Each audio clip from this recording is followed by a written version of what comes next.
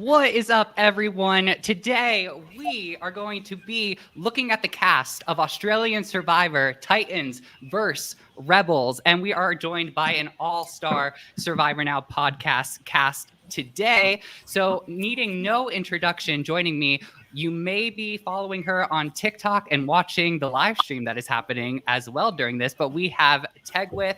Tegwith and I are going to be giving the fans' perspective on this new cast. But as you can also see, we are joined by the star of episode 1 of Survivor 41. It's Abraham. You know this to be true. Yeah.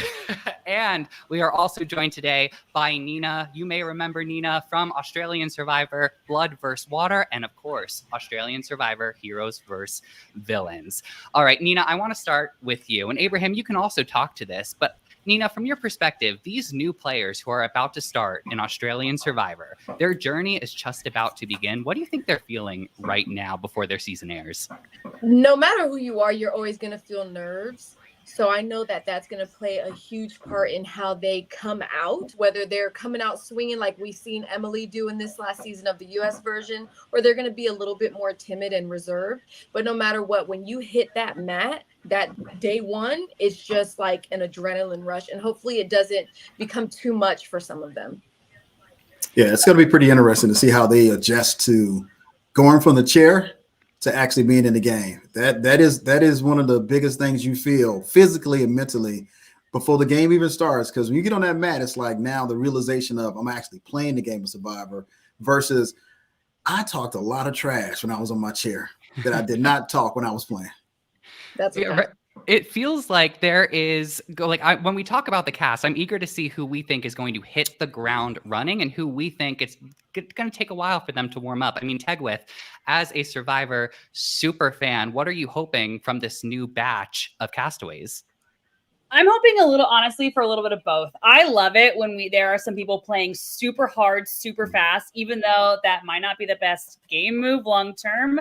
I always say that as super fans, we have to remember that this is also television, not just a game. So I'm always here for like the good TV and the good gameplay. So I'm looking for a diversity of people just like hitting the ground running and maybe going a little too hard, but then also people playing reserve, because that's when I think we have good TV and good game. Yeah, I can't wait for the season to start premiering next week. It got moved up a little bit, but I also want to give a shout out to Ollie and Gabe who are in our live chat. Again, we are streaming live on YouTube. So if you're joining, please join the conversation with the four of us. We'd love to hear your thoughts on these new castaways as well. And we have Jenny in the chat who says, Nina, they would love to know what buff you are wearing. Oh, All Stars. Nice. I have my Australian Survivor ones up for display, and then all my other ones, because I'm always wrapping my hair in the washer. So this is the only one I had available, and I had to look at it. I said, watch me wear this and be like, I don't know what it is.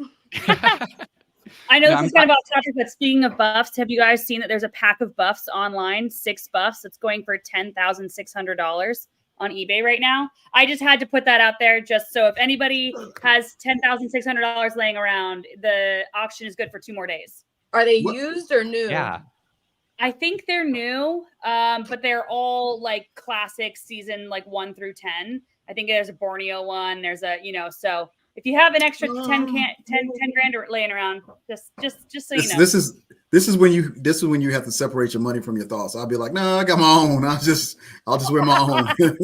I'm not.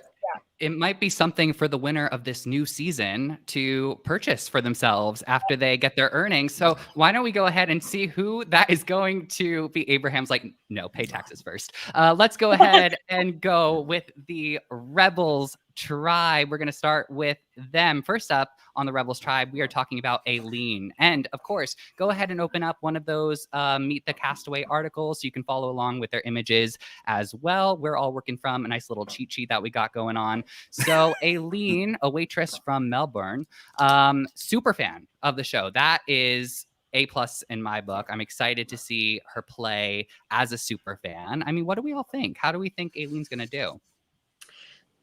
Abraham, you go first.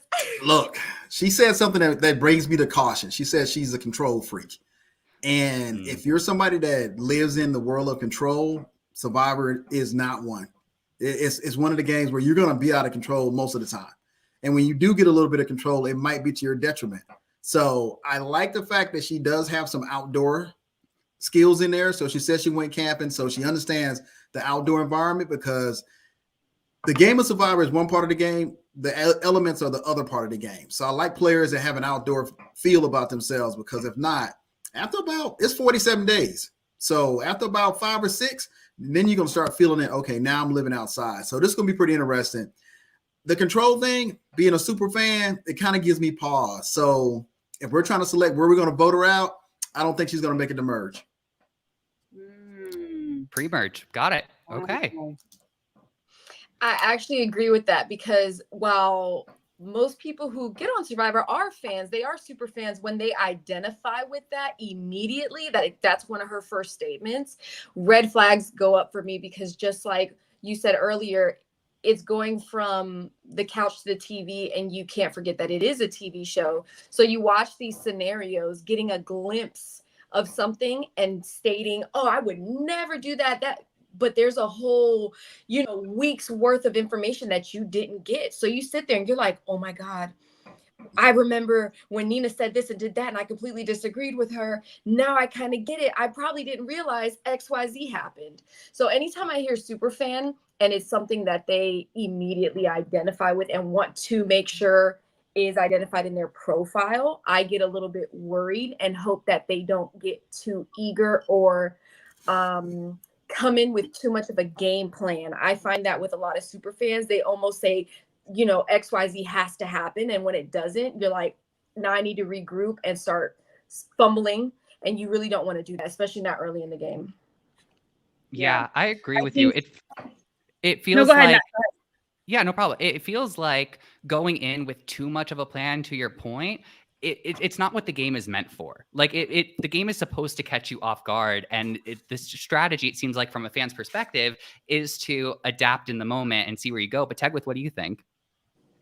Yeah, I think here's the other thing, though. I do want to say, for Eileen's credit, she's also a sales coordinator for an investment fund throughout the week, and then a waitress on the weekend. So she has two very different worlds that she is doing. Like, those are two very different things. And she then is a hard worker. And so I really feel like those things will actually help her. And as someone who works in the industry, in the hospitality industry, I know that like people, servers, waitresses, all of them, they have to be able to roll with the punches. And so I think there is a little bit, when you are a control freak, you kind of have to put that on the back burner, because you literally, as a waitress, cannot be a control freak at a table, because it's not your table. It's not your whole thing. So I do think that that's going to help her a little bit. And because, she's balancing those two very different things. So while I do think that she's still going to be going pre-merge, I think she's going to go, in my mind, I'm thinking pre-merge is like 12, 13-ish. Sure. That's, you know what I mean? So I had her going to position number 11. 11th person voted out is what I had for Aileen. I like to go back and see how wrong I am at the end of the season and be like, 11th person voted out, she won, or whatever. So that's kind of where I had her. But I do think that that's going to actually help her in the long run, being those two separate things, Yeah. That's funny, Tegwith, because I had her going out in like week 4. I did it by weeks and not by episodes. And I think that lines up to what you were saying as well. We have Gabe in the chat who says, well, first of all, someone shouted out Nina. And we also have Gabe in the chat who says, Haley said she was also a control freak. And Haley is a great winner to that point. Remind you, Gabe, Haley was voted out her first season as well. So just putting it out there too.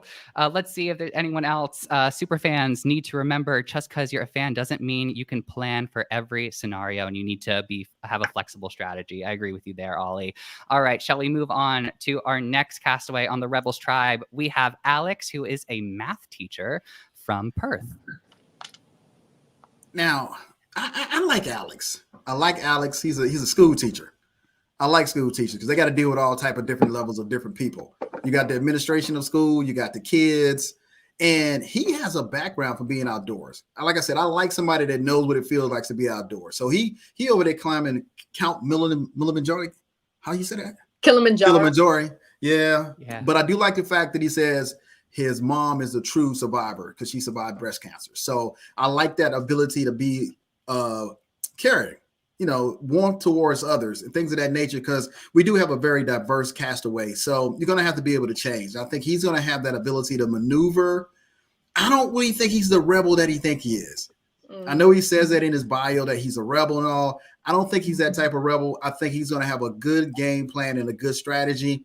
I think it's going to go pretty far. I'm going to say he's going to at least make it past merge. I like that. Yeah. I think so too. I would say Alex will make it somewhere into the merge. I have him as like an early merge boot, maybe not first, but maybe like second or third within the merge realm. I mean, I think it seems like he is going to go all in on challenges just based off of his line about he's like not afraid to put his body on the line for the challenges. And we can see how intense those Australian Survivor challenges are. It's incredible. So I would agree with you, Abraham. I kind of see like an early merge boot for Alex. I actually put him as post-merge. I think he's going to make merge. And I only say that because, and I know things may be different in Australia considering our school systems, but you do deal with a lot of pressure and you have to stay grounded. You come up with a plan, a curriculum, whatever, and you sometimes have to adapt day by day, whether something's happening at school or whatever. And I don't want to just base it around him being a teacher, but it does take a special kind of person to be a teacher. And I find many teachers I've come across have that compassion, have that understanding and ability to take a second and deal with people who are children, possibly in high stress situations, and figuring out a way to navigate that. And I think that is something critical in Survivor. We've all seen it. We've all in life had our emotions come up, and you have that person that you can talk to. I've gone to teachers where I'm like, can you help me? And half the time they don't even give you necessarily advice. They're just that person to hear you out. And if he is that kind of teacher, I think that's going to be really big, because I would go to Haley from day one to the day that we were attempting to get her out. And she was my sounding board through and through. She was that grounding person for me. I didn't come into contact with any teachers that I can recall at the moment. But to have that person is really, really important. And he could be that for hopefully more than one person. Yeah, I definitely agree. And, my mom's a teacher, so I'm a little biased. I feel like teachers are able to do a lot. And also the fact that he, in his bio, he says he's willing to put his body on the line. I think he's going to be an asset early on, and people aren't going to want to get rid of him just because they are really grueling challenges, especially on Australian Survivor. So I think that he's definitely going to make it to the merge. But I don't think he's going to go like really far into the merge. I have him going out being the 14th person voted out. I don't know what that means in the whatever, but I think once they get to the merge and like once he's in there a little bit, I do think, he's climbed Mount Kilimanjaro, he does all this other stuff. And I think that might be a threat going forward. And I do think that teachers have a really strong social game. Like I'm thinking of Tiffany Seeley, she's a teacher, and you have this ability to connect with people. And I also think that people are going to clock that and notice it and want to get that out as soon as they possibly can. So I have him, going to be there in the beginning because he's going to be an asset physically. But then once people, need to get him gone, he'll be gone. So 14. Hey, wait a minute. What I said. There are some other examples in Tiffany. You could have. Hey, they had a lot of people with psychology degrees and stuff. I'm looking at you now, Tiffany. Anyway. And I want to say one last thing that just popped into my head, and I hope Love this you, is the case. For them to include that line about putting his body on the line, I'm almost like, please don't have an injury. We have one every season. And that's something, hindsight, having been on the show and seeing the way they portray certain people and do certain things, I'm like, oh my God, that's because this person did that. That's why they put that in. And I don't want to assume or anything, because I actually hope that that's not the case. We can have one season without an injury. But when I read that, the first thing was like, oh my God, please don't tell me you're going to get injured. So, and it could be something that's like in the game, like Jake, he fell over, had a few things and didn't actually get taken out, or it could be something more detrimental. But the cast itself is a physical cast. Even the ones that are in their 50s are like, I'm gonna surprise you. So nobody's coming in Australians saying are that, strong. and they go to work. So it's gonna be interesting to see how this pans out. Mhm. Let's see what some of the people in our comments feel about Alex. Gabe says Alex feels that Alex is going to be a leader for the Rebels tribe. Randy says that Alex is going to go far this season. And just pointing out that we have also agreed so far. We're only 2 in, Randy, but we've agreed so far on post-merge versus pre-merge boot orders so far. So let's see if that changes up with our next castaway that we're going to talk about. And I love that we also paused to celebrate teachers. That was a great moment. So really happy about that. Let's talk about Ferris. So real quick, I'm just going to start us off here. I think I have a hard read on Ferris because there's a lot of things that I really liked that he says. And I also I think we're going to get like amazing confessionals from him as well. Now, he did mention George during one of his videos. And I think that I love celebrating players from past seasons. I'm all for that. I get nervous when people mention I'm going to continue the game of this person. I'm like, what does that mean? I would much rather people play the game, as we mentioned before with adapting, that they find themselves in. So I hope he doesn't do anything that sort of puts himself into a position that is going to be dangerous for his game, but he says he's a genius, and I think we have to trust him. So I have him out pre-merge. I have him out pre-merge as well.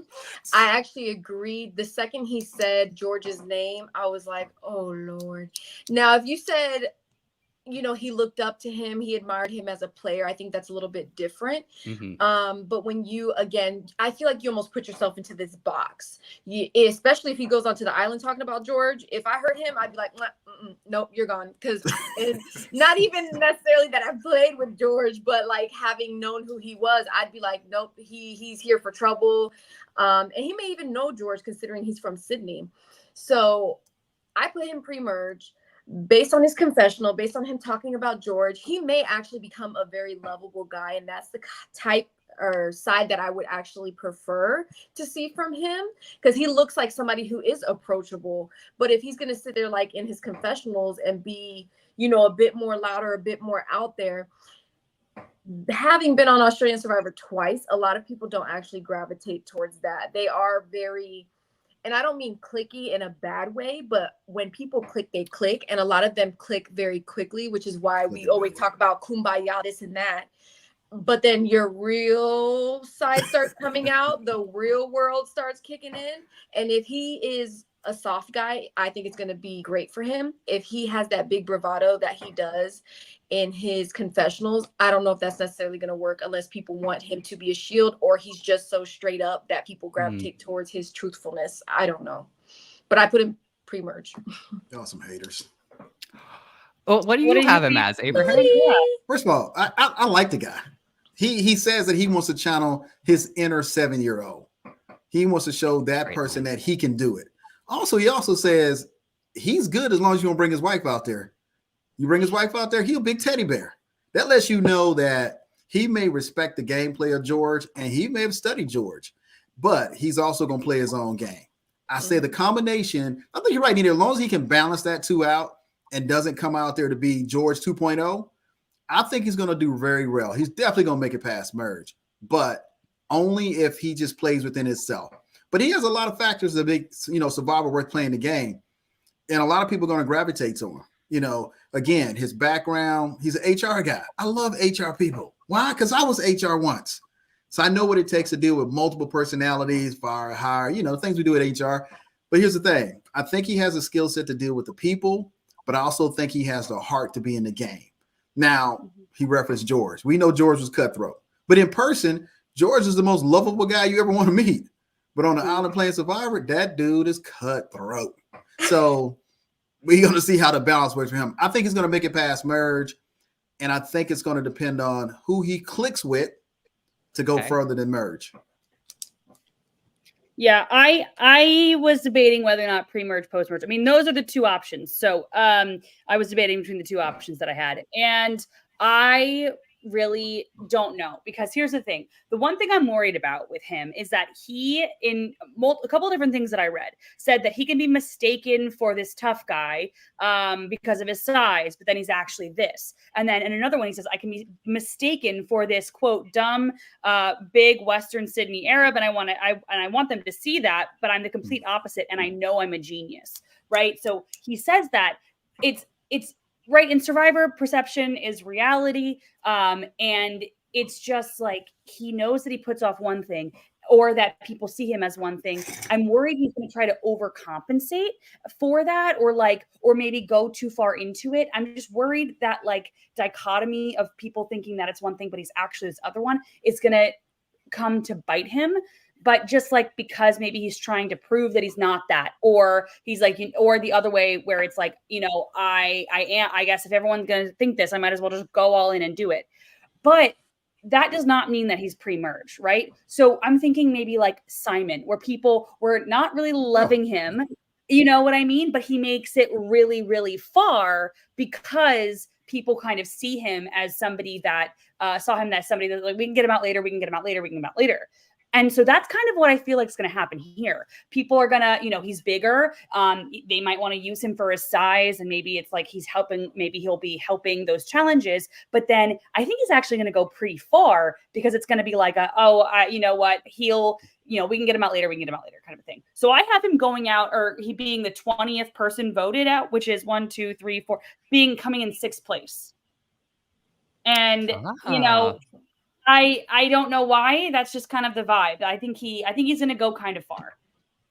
I really appreciated what you said, Tegwith, about the hit perception. It seems like he does have, like, he understands how people perceive him.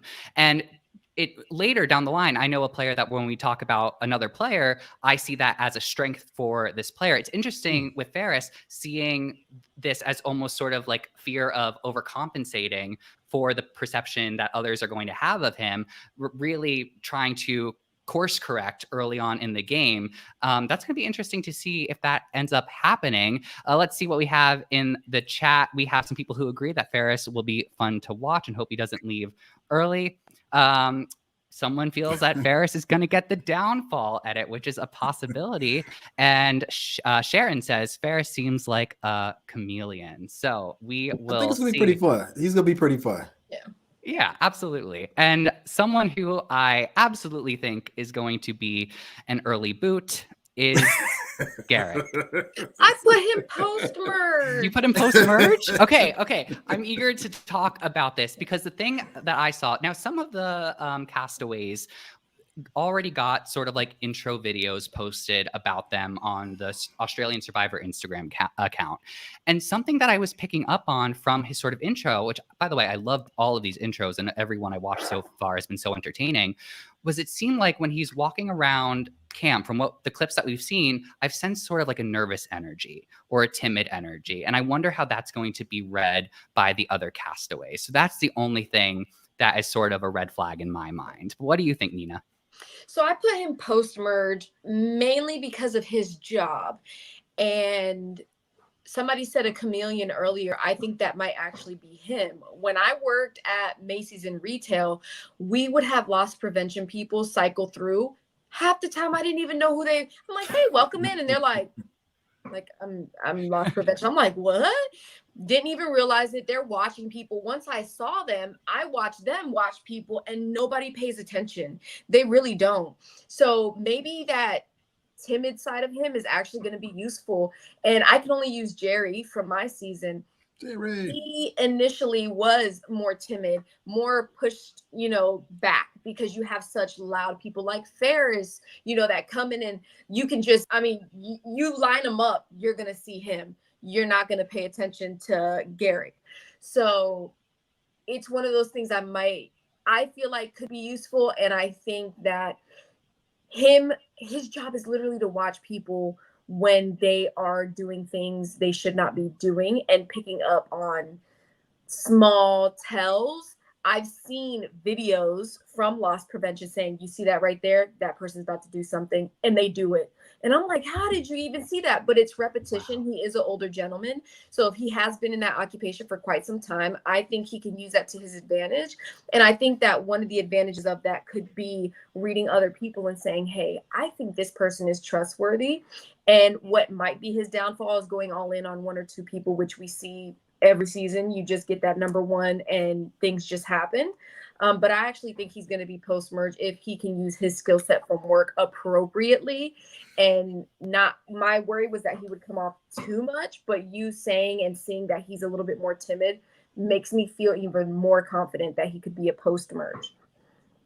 Garrett, lie. Lie.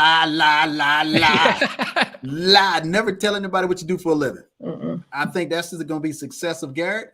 Lie. Create yourself a whole new job because, like he said, he sees deceit every day. And I'm with you, Nina. He can read people. Most people on Survivor can't read people. That's usually what they one of their problems is. But he can read people. So he has to first send him on a wild goose chase on what he does for a living. And then kind of sit back and align himself with different people, but don't fall in love with anybody. I think Garrett, he's definitely going to make it past the merge. He's going to make it past the merge.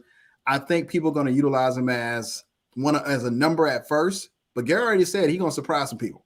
So it's going to be kind of interesting to see how he navigates the entire game, the social game of Survivor. But Survivor for Australia has been known to have older players on there and be successful. So it's going to be kind of interesting to see how he plays his game this season.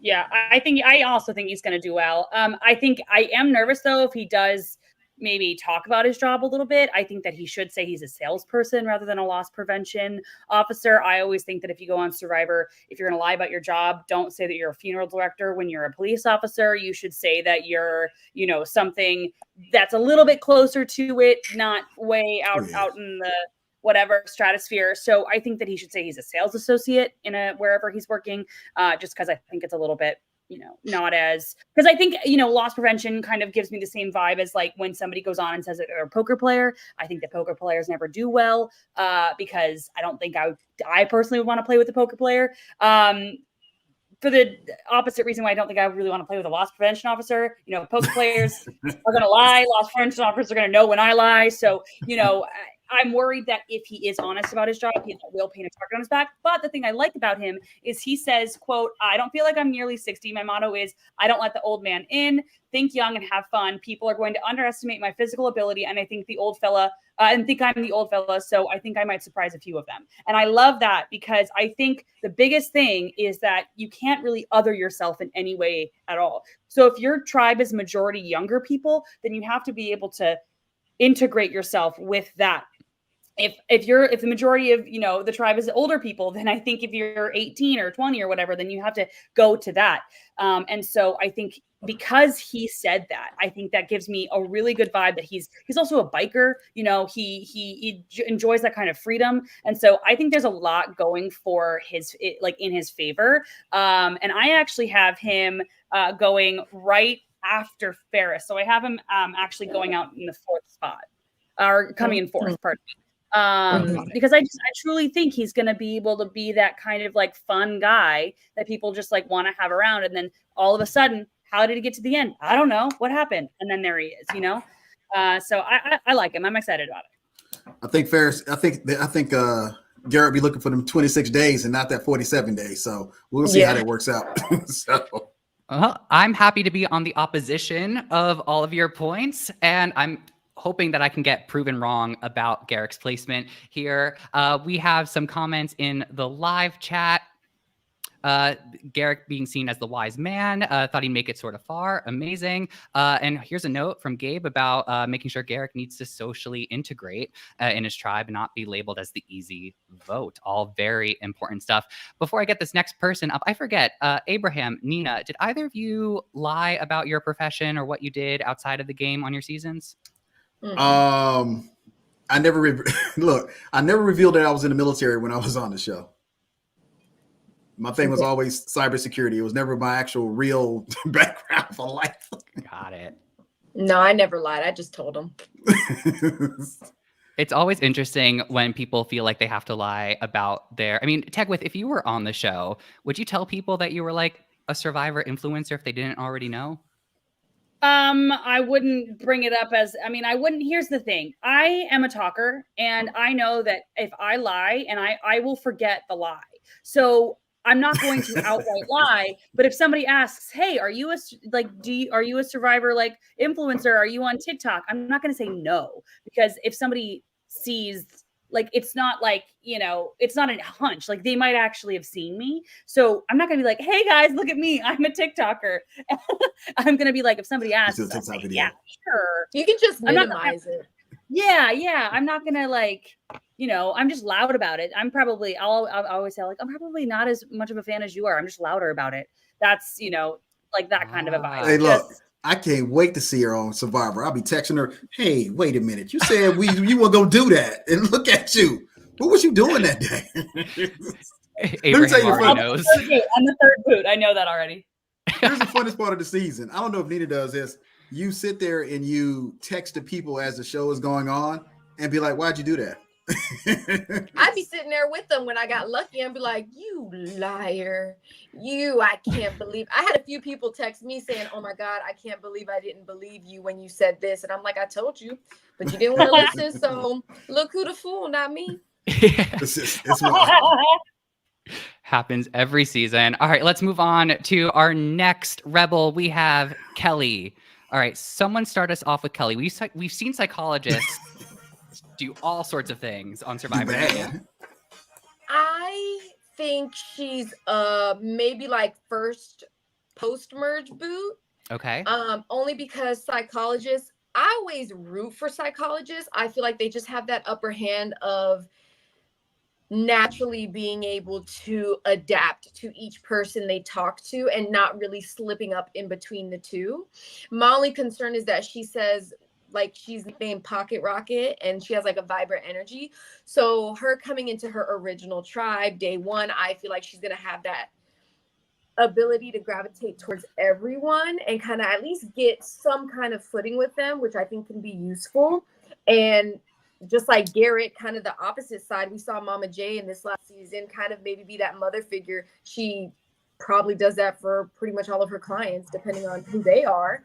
But her having such high energy concerns me for post-merge. Is she going to be overly eager to talk to other people? And how is she going to be perceived in the way she talks? Some people, when you talk to them, you experience almost like an investigation. And that's my only worry. How does she communicate? Because this isn't a one-on-one client. They're here to talk to you about certain things, and you need to get to the root of these things. You're on the island. If you start asking me too many questions, I feel investigated. And we've all seen it and we've experienced it, whether at work, at home, whatever. I've had people come up to me in the show just like, "Hey, what do you do? This is so cool. Let's talk about life." And I'm like, "This is great." And then you have other people like, "Hey, I saw you talking to Abraham earlier." And I'm like, red flag. I'm not even with you. I'm not telling you nothing. And then they don't even get to know you. Every time they talk to you, it's only gameplay or it's only some kind of conversation that's meant to go deeper or get some more information. And so I'm hoping that her skills in communication help her. If they don't, then she's early boot, but I'm hoping it's post-merge. I disagree. I think she's going pre-merge. And it's kind of the reason why. It's kind of what you said. It's a kind of about, I'm kind of worried about her her going into the tribe with all of that energy. For example, I don't know how much energy she has, right? So in the thing, she's self saying that she's got a lot of energy, but maybe it's a normal amount, and in her world it's a lot. But I'm thinking Marianne, she was very lucky to have been on a tribe that kept winning, and they kind of, I don't know how much of it was the edit or if they actually were feeling kind of worn out by her energy, because that's a lot of what they were saying, right? They were saying I don't know how much, blah, whatever. And so that comes to mind when a good amount of her self, when she's talking about this, is about that specific thing. And so I do think that could be something that, is maybe not gonna be benefiting her a ton, but then also she doesn't really talk about much about her physicality. And we know that Australian Survivor is very, very, very, very physical. Like these challenges are brutal. And it really only talks about her, how she is socially and, nothing really, she talks about how she's born a rebel and will die a rebel. And, she's got all this and all of this stuff, but nothing about how physical she is, nothing about, running marathons or doing anything else. And so I don't know what she'll bring to the table with these very physical challenges. And so that's why I have her going pre-merge, because there's really nothing in there for that specific thing. I have her going out 5th.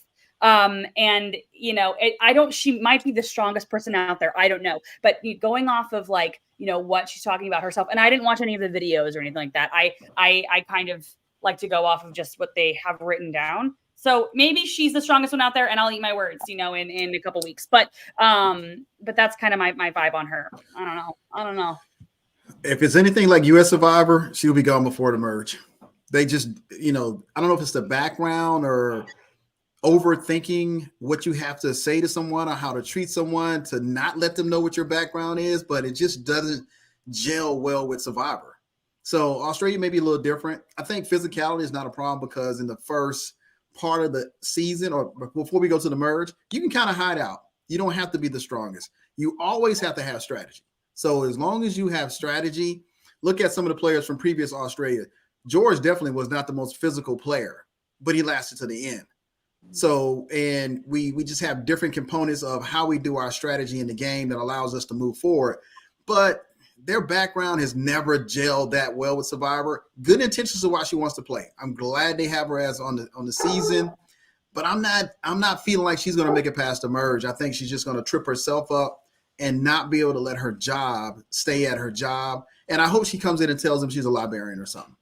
There's another thing. Lie about your job again. Don't tell anybody who you are, because once you tell everybody, they're going to feel like every time we talk, you're examining me. Yeah. And it's like, what you trying to get out of me now? Your background says you have the skill set, because she says she analyzes people. But every time we talk, I don't want to talk and feel like I got to stay guarded. And on Survivor, either because of food, because of physicality, because of the island, you're going to be tired. And you just not want to be feel like you're being dug on all the time. So it's going to be interesting.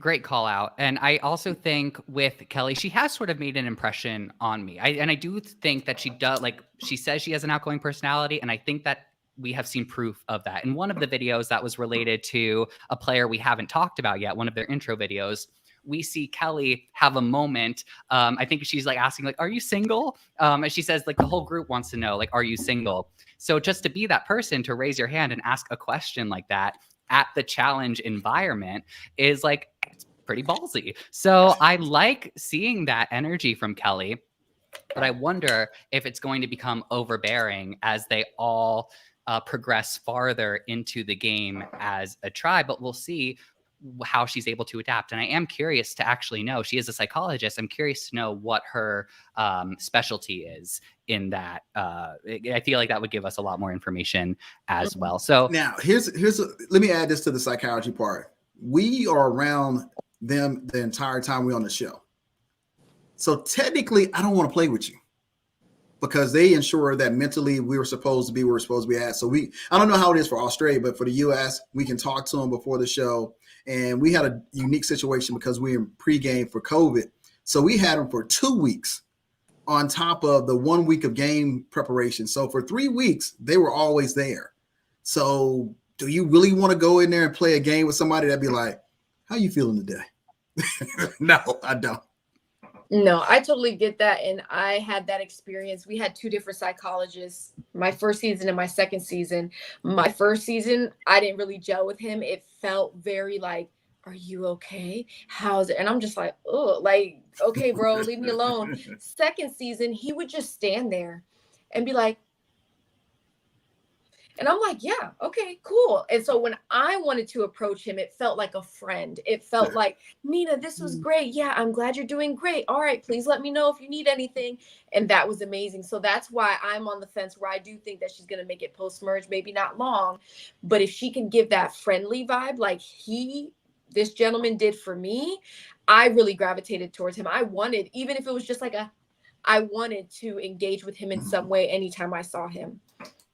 Yeah. And I like what everyone's been saying about like, as long as Kelly doesn't go in and people start feeling like she is analyzing them, I think she's good to go. And that's a great call out between the two different styles there. Ollie says that Kelly will Ollie predicts that Kelly will call someone out for their overconfidence, making that prediction. And Sharon says that Kelly has amazing energy and smart. So yeah, I'm eager to see Kelly play. Let's move on to our next person, who is Kirby. I see Kirby going far in the game. And I think it's the vibe, right? I've seen some of the videos. They released hers. Physicality, check. But I also think there is this level of like, she has this really nice energy about her where there's an element of fun, but there's also an element of seriousness that I was picking up on. And I think that that's going to be a really good mix going in and forming connections. And I think that people are going to see her as a very reliable ally. So I think she's going far. I agree. I put her post-merge, and I actually picked up on that as well. Watching her video, I was like, man, I would love to talk to her. I feel like she's somebody I would approach. I would want to talk to her because that's something that I personally would always gravitate towards. I love people who are here to have a great time and make memories, but you need to be serious at the same time too. We didn't come out here for a vacation. But I want to be around somebody who doesn't make me feel like crap when I'm hungry. And I feel like she's that kind of person. And I feel like if I fell in a challenge, she would pick me up.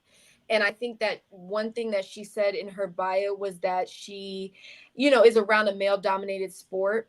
And I have found a lot of athletes that I've been alongside, specifically the women, I tended to gravitate towards a little bit more. For example, Flick, Liz, they were women that were very grounded and serious, who knew how to have a great time and could, hang around with the boys and the girls. They had that side to them. And I don't know if it's an athlete thing or it's just the ones that I came across, but I always gravitated towards them. I always wanted to talk to them. They felt very open to a lot of things, and being that they have that athletic background, even though Liz was an Olympian who, was kind of just on her own, they gave me this feeling of camaraderie, like they know how to bring people together. And I find, especially pre-merge, that's really important. But people who can do that pre-merge, even if they're an early boot post-merge, I'm like, they're the ones who bring us together. Sean would literally smack us on the back before challenges, and it just like gave you this energy. I don't know what it was. Maybe his hands were just massive,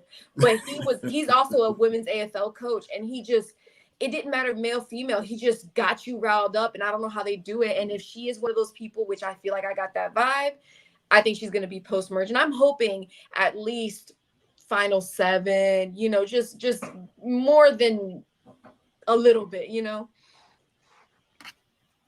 I agree. Winner pick. Whoa. Winner pick. Wow. I've said it, a winner pick. Look, I think she has a great balance. I think she just has a great balance. She's a mentor.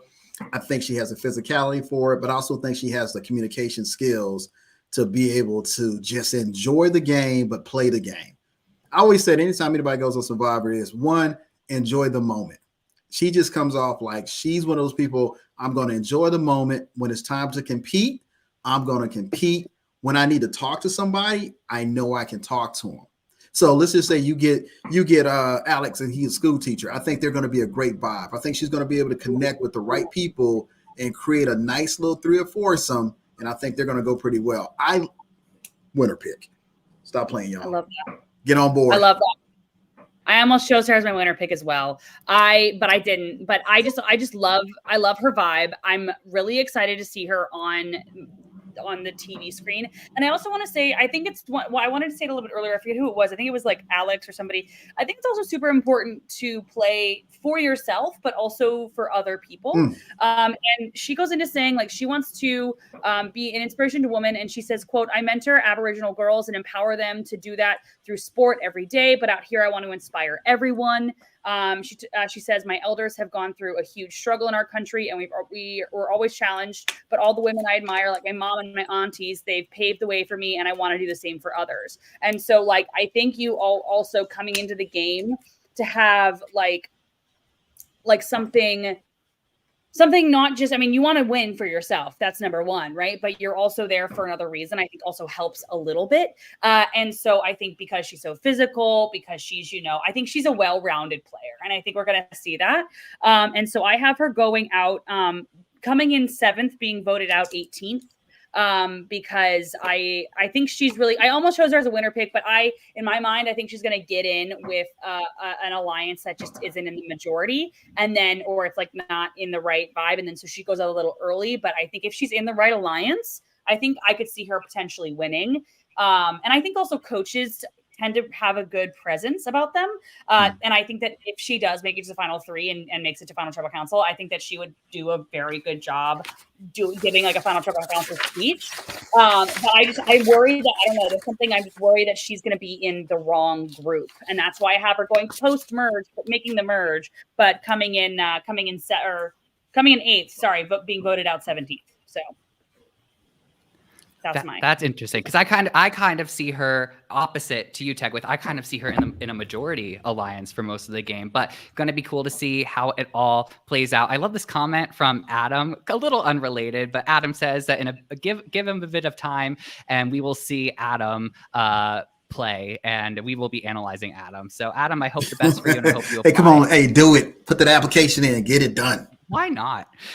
With Kirby, I love the idea, and I lost my train of thought, so I'm just gonna keep on motoring through. So let's move on to Peta. Oh, here's what I was gonna say. I love when someone's playing for something more than just themselves. I think we've seen that in a lot of winners, especially like Dee always mentioned her family, right? Like I think that's a recent example. So that's an interesting call out too there. Let's move on to Peta, and I might be saying her name wrong, but a bar manager from Perth, who's always felt like a rebel growing up. All right. Yeah, it's kind of funny how they got these titles, Rebels and Titans. I'm like, some of it doesn't match up with the people's bios. I'm like, okay. Yeah. Here's the one thing I will say about her. She says she's going to take it one day at a time approach. I think that's the only way you can play the game. Can't worry about tomorrow because it's not going to be there. You can't worry about what's already passed because you got to live in the moment. So it's going to be kind of, and I think she's going to be able to the first part of the game to navigate the first part of the game. Said she had a kid at 16, so she knows what it takes to go through some type of adversity. She makes friends very easily, which is needed on Survivor. Australia's a little long. It's 47 days. With the new 26 days of U.S. Survivor, you only have a short amount of time to say, can I trust you? That's it. You probably got, I'll say, 9 hours. When you hit the beach, when it gets dark, you either got some type of trust or you don't. Because next day you move it to the next day. You're down to 25 days. So it's going to be kind of interesting to see. I think she's built for the game, the social game of Survivor, and that her life is prepared for it. So it's going to be interesting to see how she plays. I put her pre-merge. Okay. And there's a few things that like stuck out to me in her bio or little bit that I got. She mentions just like, if life is bland, you need to be a bit rebellious. She likes surrounding herself with people who are rebels, and I'm just like, it sounds like a lot of chaos. It sounds like you might gravitate towards people who are a bit more out there, but I feel like that's okay, but are they more likely to actually stay with you, or they're going to speak their mind just like you speak your mind and you're never going to you're just going to clash? She sounds like somebody who's going to clash with a lot of people unless she finds a more, and I don't mean this in a bad way, but like submissive, willing to please you. And, like you threw the name out there, go ahead. I don't care. But then I read that and I'm thinking she's going to clash with a lot of people. She's going to try to work with people, but not actually listen to them. If that's boring. I don't want to do that. I want to do something bigger. I want to do something more grand. And it also makes me hope that she doesn't put herself in a box of being, I want to be the one to stand out. I want to be the rebel. I want to go against the majority. That does not really work. I mean, you can get lucky. Don't get me wrong. Survivor has some luck in it. But I immediately go, I don't know if I would necessarily gravitate towards that, because you do need push and pull. not everybody can be pulling, not everybody can be pushing. So if there's no give and take and you're just constantly trying to do too much, a lot of people, especially in the Australian Survivor world, don't gravitate towards that, especially not at the beginning. People who are willing to make moves, a little bit later on, once everybody got their footing, because having 47 days out there does give you a bit more of a relaxed vibe at the beginning. You have that time to get to know people. So if you come out swinging, a lot of Australians don't really care for that. I think that's a very good. I didn't really peg that with her. Like I wasn't, thinking that she would come out swinging too much. But the way I think that makes total sense. And I think that one thing that will help her, she's a bar manager. I'm a sucker for someone in hospitality. So that is, I think that's a very, they have to do quite a lot, but bar manager is different than a bartender. You usually have to start off as a bartender and then you work your way up to bar manager. Usually it has to do with a lot of like ordering and all that stuff, a little bit more behind the scenes. So I think she'll do okay. I had her going like right in the like middle, like right at Mergatory, or it's not Mergatory here, but you know what I mean? Like in that center. But hearing you talking, I feel like you kind of convinced me that she's going to be a pre-merger. So I'm going to do a little bit of a moving around. I had her going out at 13, coming in 12th. I might move her up a little bit and have her go out like 9th one voted out, maybe 8th one voted out, just because I think I think you hit the nail on the head on that one. No, I think she's gonna do well. I think look, she's a vote. I like that. I like some people early on. Survivors played in 2 halves. Before the merge, after the merge. I think she's definitely gonna be able to play both halves. I just don't know how long. I'm with everybody else. Don't know how long, but I like it. I think I'll balance us out and sort of fall with Abraham on this one. I think being I don't think she's going to struggle socially at all. Just being a bar manager, to your point, working your way up to that position, you have talked to many people. Like, you come across, like, it's your job.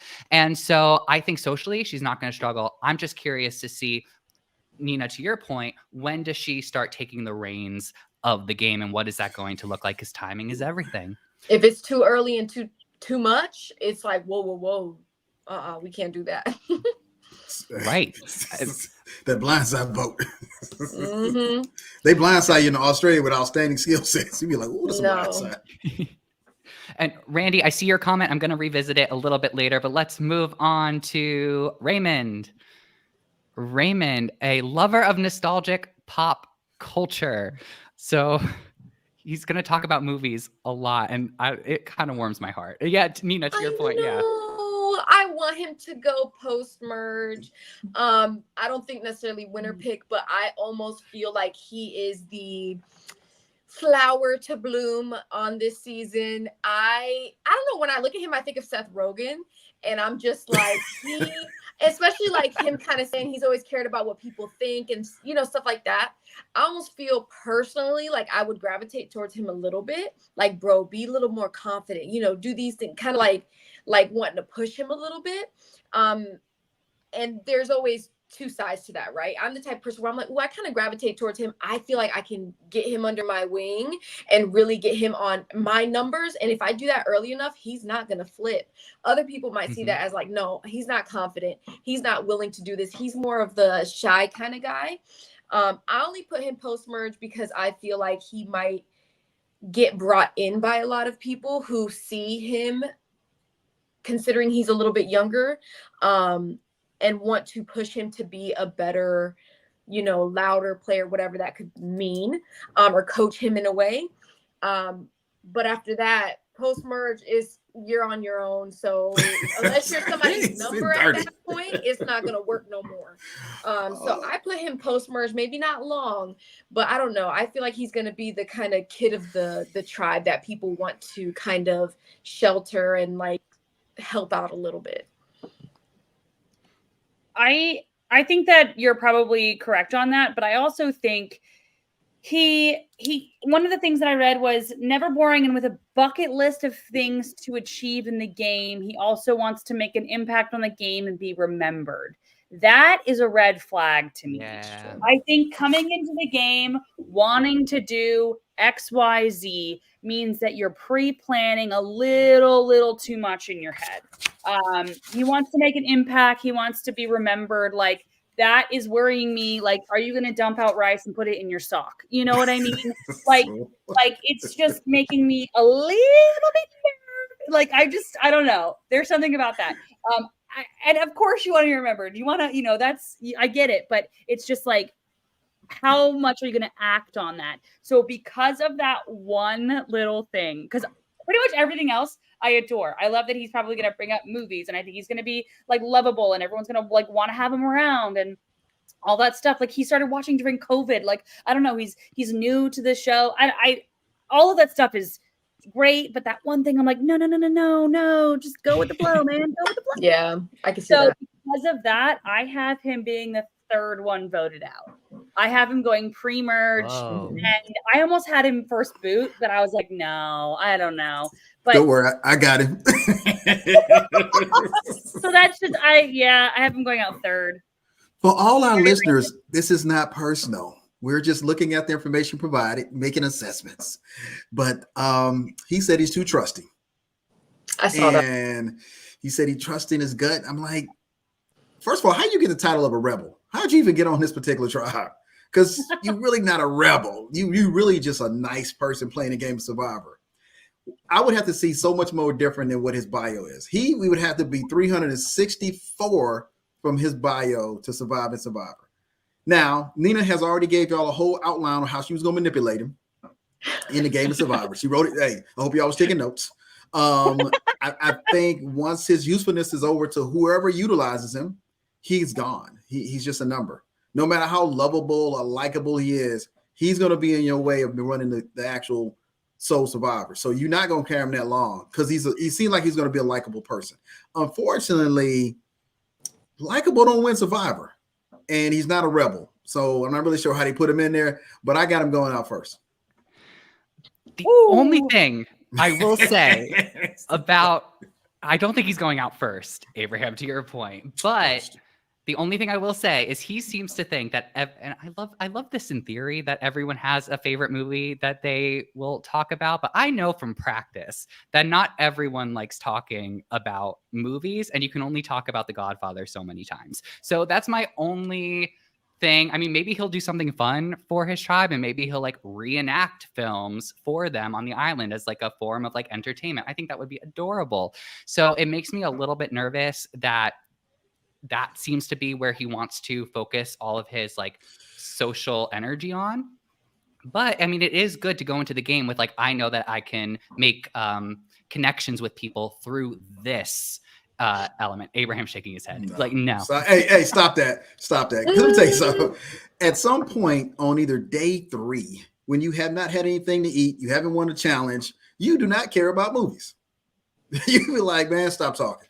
I have to push back a little bit because we do get rice and stuff. So like, we don't just not have food at all. I forgot we was on a buffet show. My bad. And you're still, like, don't get me wrong, you're still hungry. But the only pushback I have is on both seasons, even after Tribe Swap merged the second time. Movies, songs, reenacting things was very prevalent. Like some of the guys, even it got a little annoying in the end because I didn't know the movies. They would recite these things and they gravitated towards each other. And I'm not going to lie, it's actually a way that I kind of get to know people. Jordy, he knew who J. Cole was. And I'm like, J.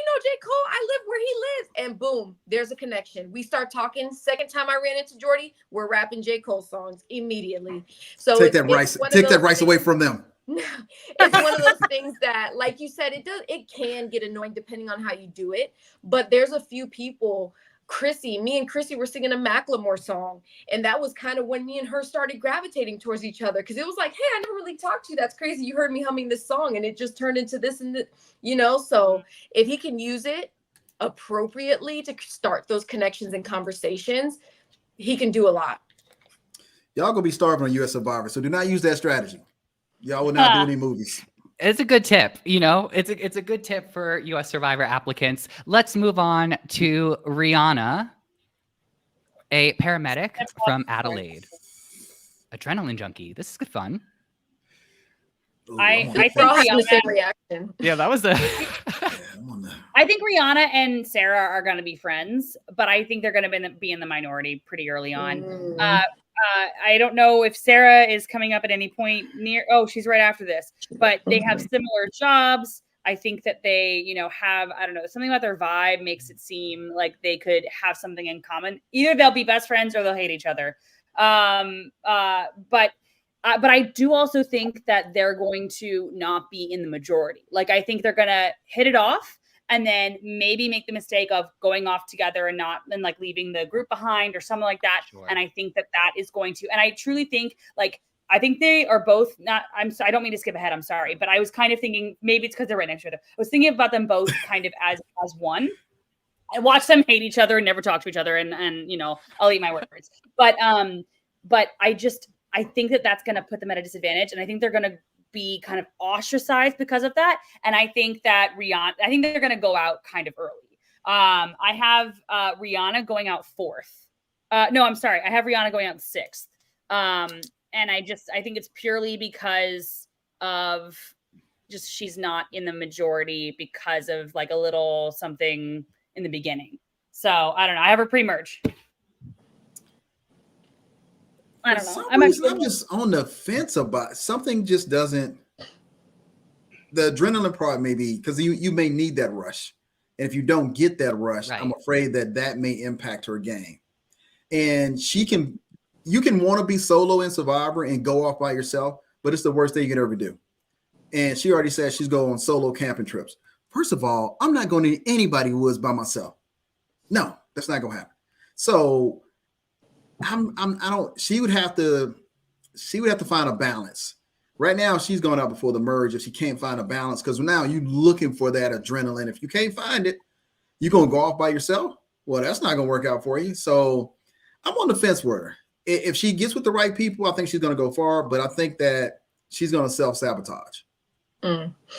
I actually put her pre-merge 2 along, and I know again we're gonna get to her next. I did her and Sarah also pre-merge, both of them, and it's for a few reasons. One, the kind of occupations that I see the entire tribe having versus them, they see people on their worst days, right? That's just what they say and what they do. And I don't know why, I just get a vibe. And I actually didn't put the 2 and 2 together, like they might connect. That could very much be the case. But I get the vibe that they might not be as loosey-goosey as the other people, although I know Sarah was a cheerleader. But something, I don't know. And again, just like you guys said, I don't know what it is. Both of them aren't screaming post-merge to me at this moment.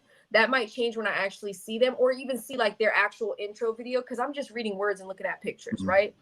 But something doesn't fit within the rest of the tribe that I think the tribe may see amongst each other. Like we even said, Alex and Kirby, like if they could get together, that'd be amazing. There's certain things that I just see in their tribe mates that I'm just not getting from their at least little bit of bio.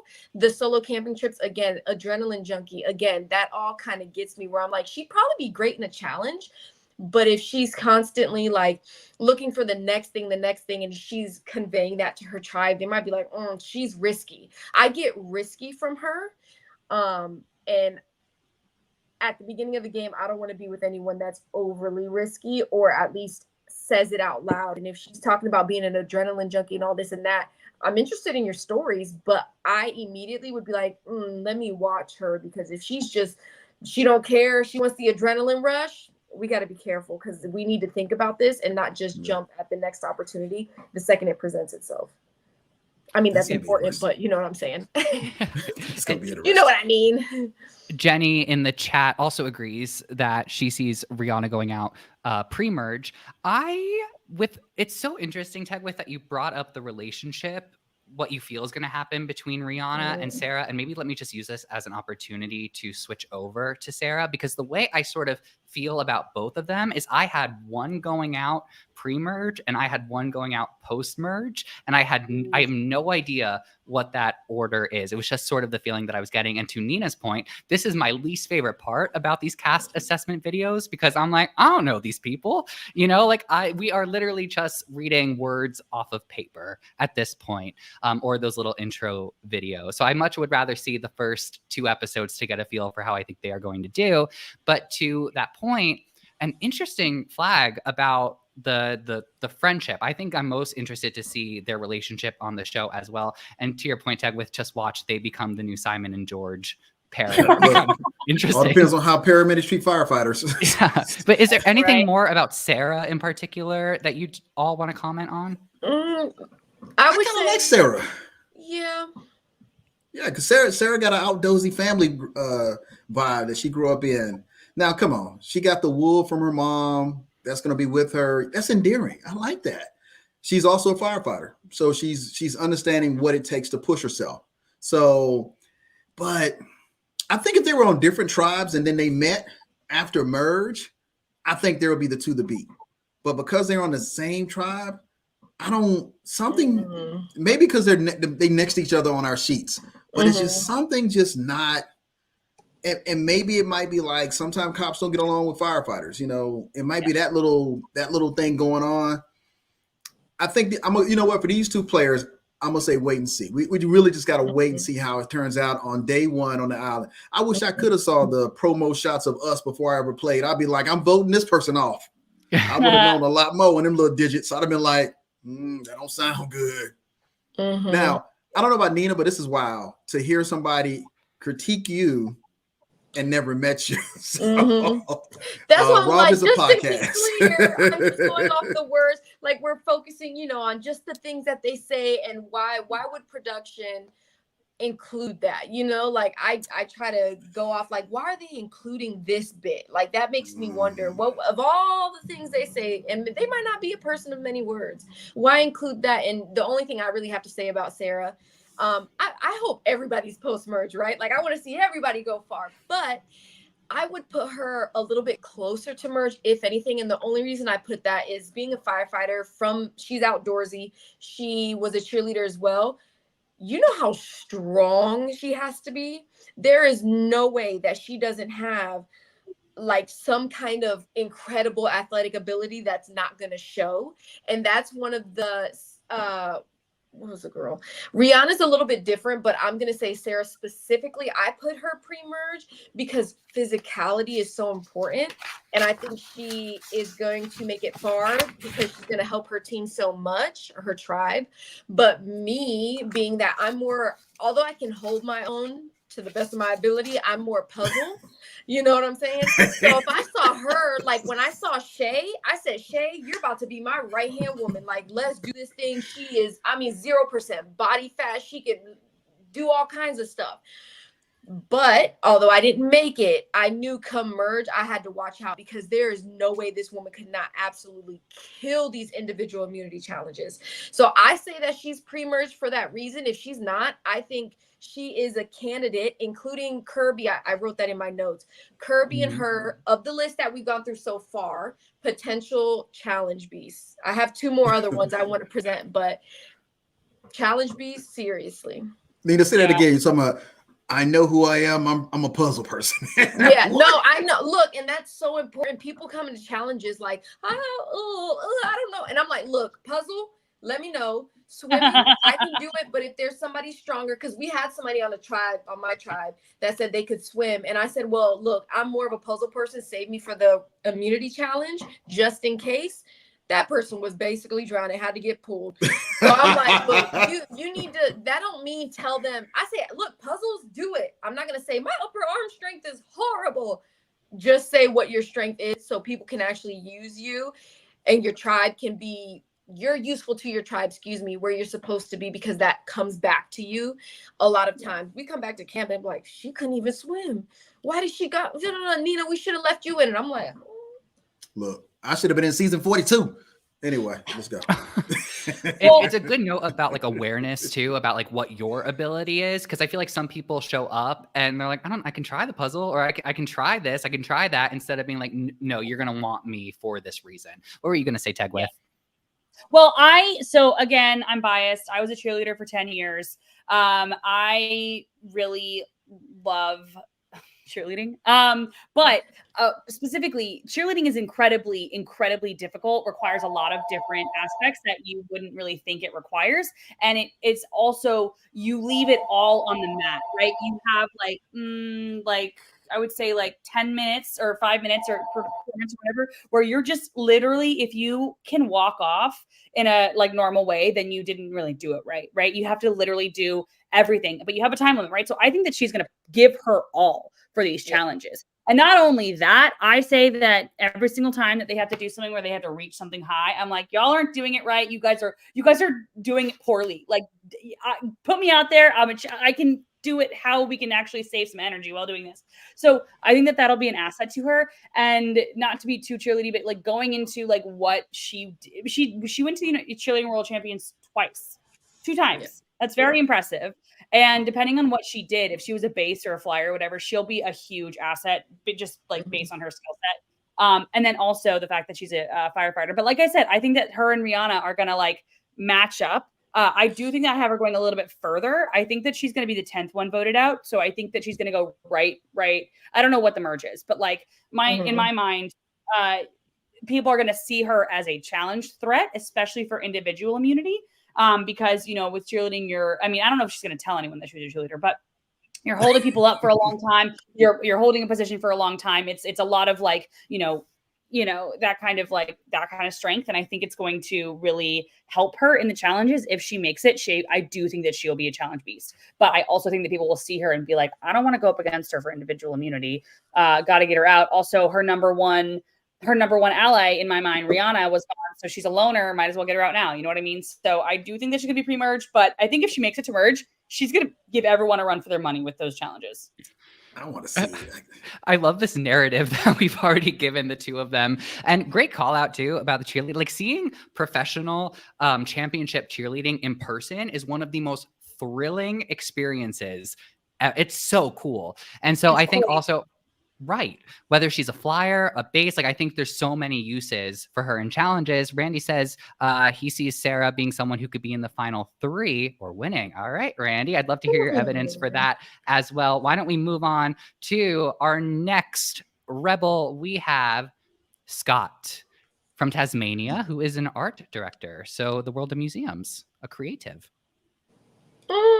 I put him pre-merge, and only because in his little bio thingy, that he says winning is super important to him. He's unafraid to stand up for what's right. He's ready to make his mark, and it feels very eager. It feels very... even his picture is like, let's do that. You know what I'm saying? Which is great. You know what I'm saying? And I put him pre-merge. Now, if he's post-merge, I feel like it's going to be either he just got lucky and clicked with some amazing people, or he is a shield. But immediately reading that and seeing that, if I was going on the island, I'd be like, I'm going to watch out for this guy, because he seems like he is willing to do anything, which is absolutely great and how you should come into the game. But in the way that he says it makes me feel a little bit too eager, a little bit willing to step on toes from the jump. And Emily was able to recover from that. If he comes out the same way, is he going to be able to recover? And him being, you said, an art director and stuff, like, again, I don't know what that entails necessarily. And I know we're basing a lot of this stuff on what we stereotypical job, whatever. But if he's like, this is how things need to be presented, this is how things need to look, this is my vision for this. If you're not collaborative, that's not going to work. So I put him pre-merge, and not necessarily first, but definitely one of the earlier boots if he comes out as strong as I think he's going to come out. Nina, how long were you waiting with that image on your phone for? Look, she came up there so quick with it. I was like, the second we stopped talking, because I like to look at the pictures when we're talking about people, because all I can get is a vibe and some words, really, besides the few videos that have been released. The second I scrolled down, I said, "Oop, I'm ready to talk about him."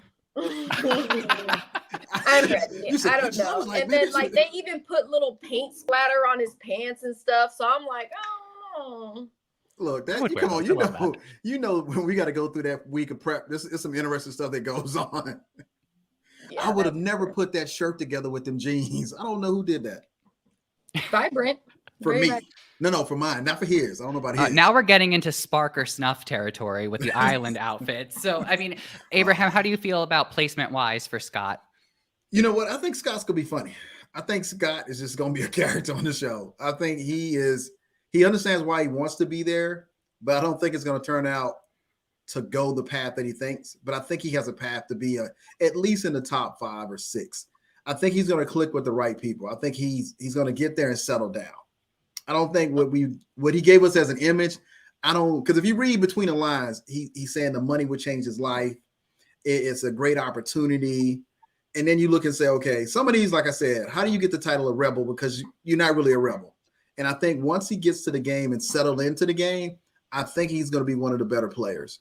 I think he's going to be able to balance it out. And anytime I think you got that super fan attached to you, after we saw what happened last season, 45, the super fans, you probably want to say, I'm a fan of the show.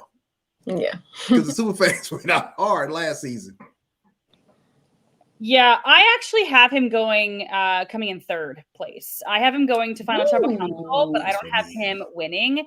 I think he has a very interesting combination of somebody who is within the arts world, but then he also says like he is into fantasy books. He goes to the gym. He seems like all of these people are very well-rounded, but he just seems like he has his hands in a lot of different aspects of life, which I think is going to be really good. Like we saw Jordy, right? When it was like the guys were coming out, Jordy was like, I'm going to pretend to be a guy's guy. And he started talking about things. He did what he needed to do. And I kind of think that Scott might have the ability to do that even better because he has his hand in so many different things. You know, he's an arts director, which means he needs to know about a lot of different things. He needs to know about, cultural things and current events and all of this stuff. And I just think that that's actually going to help him quite a lot in the social game. And so I think what's going to happen is I think he's going to be figure out a very close alliance and is going to ride that alliance very far. And I think it's going to get him to the end, but I don't think he's going to make the most moves. I don't think he's going to be the one where people are going to be like, oh my God, it's got to be him. He's made, the biggest splash, all of this stuff. And so I think he's going to end up not getting the votes he needs to win, but I do think he's going to go to the final 3 because of his social game. Oh, yeah, I like the guy. I want to say, I don't, you kind of convinced me a little bit. I like what you said. I don't know if I'd put him final 3, but I think that he would. I don't know. I like your pitch for him, and let the record show Jordy is strong.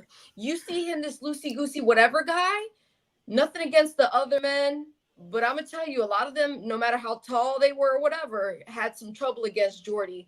And that, you saying that makes me bring up Jordy, makes me be like, oh, maybe I need to reconsider this guy, because he's also like Jesse, his brother.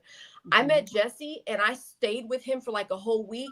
He was doing stuff where I'm like, bro, you look at this guy. Look, now let me not be childish. You look at him and it makes me think of Jesse and Jordy. You changed my mind on that, because you're like, these guys are chill, they're whatever. And then they perform and you're like, where did you come from? Post-merge. I'm going to put a yes on him. So you changed one because of something I said. This is the one that you're going to get. It's a live trial here tonight. So Adam wrote something in the live chat about Scott's vibe, and Adam feels that Scott gives a paranoid vibe. Interesting. I don't know yet. Yeah, it's interesting. Like, I don't know yet. It could be the case. But I want to see Scott a little bit more, because I'm having trouble sort of figuring out Scott's vibe, which is having trouble placement. For me, I actually do have, I don't know my order here, but Scott to me kind of falls into top 5, top 6. I haven't decided quite yet. So Scott's, I don't know. Scott is a wild card. Yeah. Scott, watching, you are a wild card. You're really throwing us for a loop here. I love that. And Randy, to your point, best hair award for sure. Absolutely. And Gabe says, really wants to play.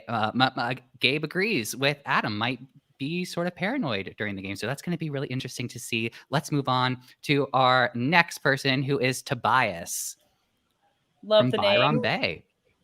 What about Love the name. Does he have jean shorts that he can wear?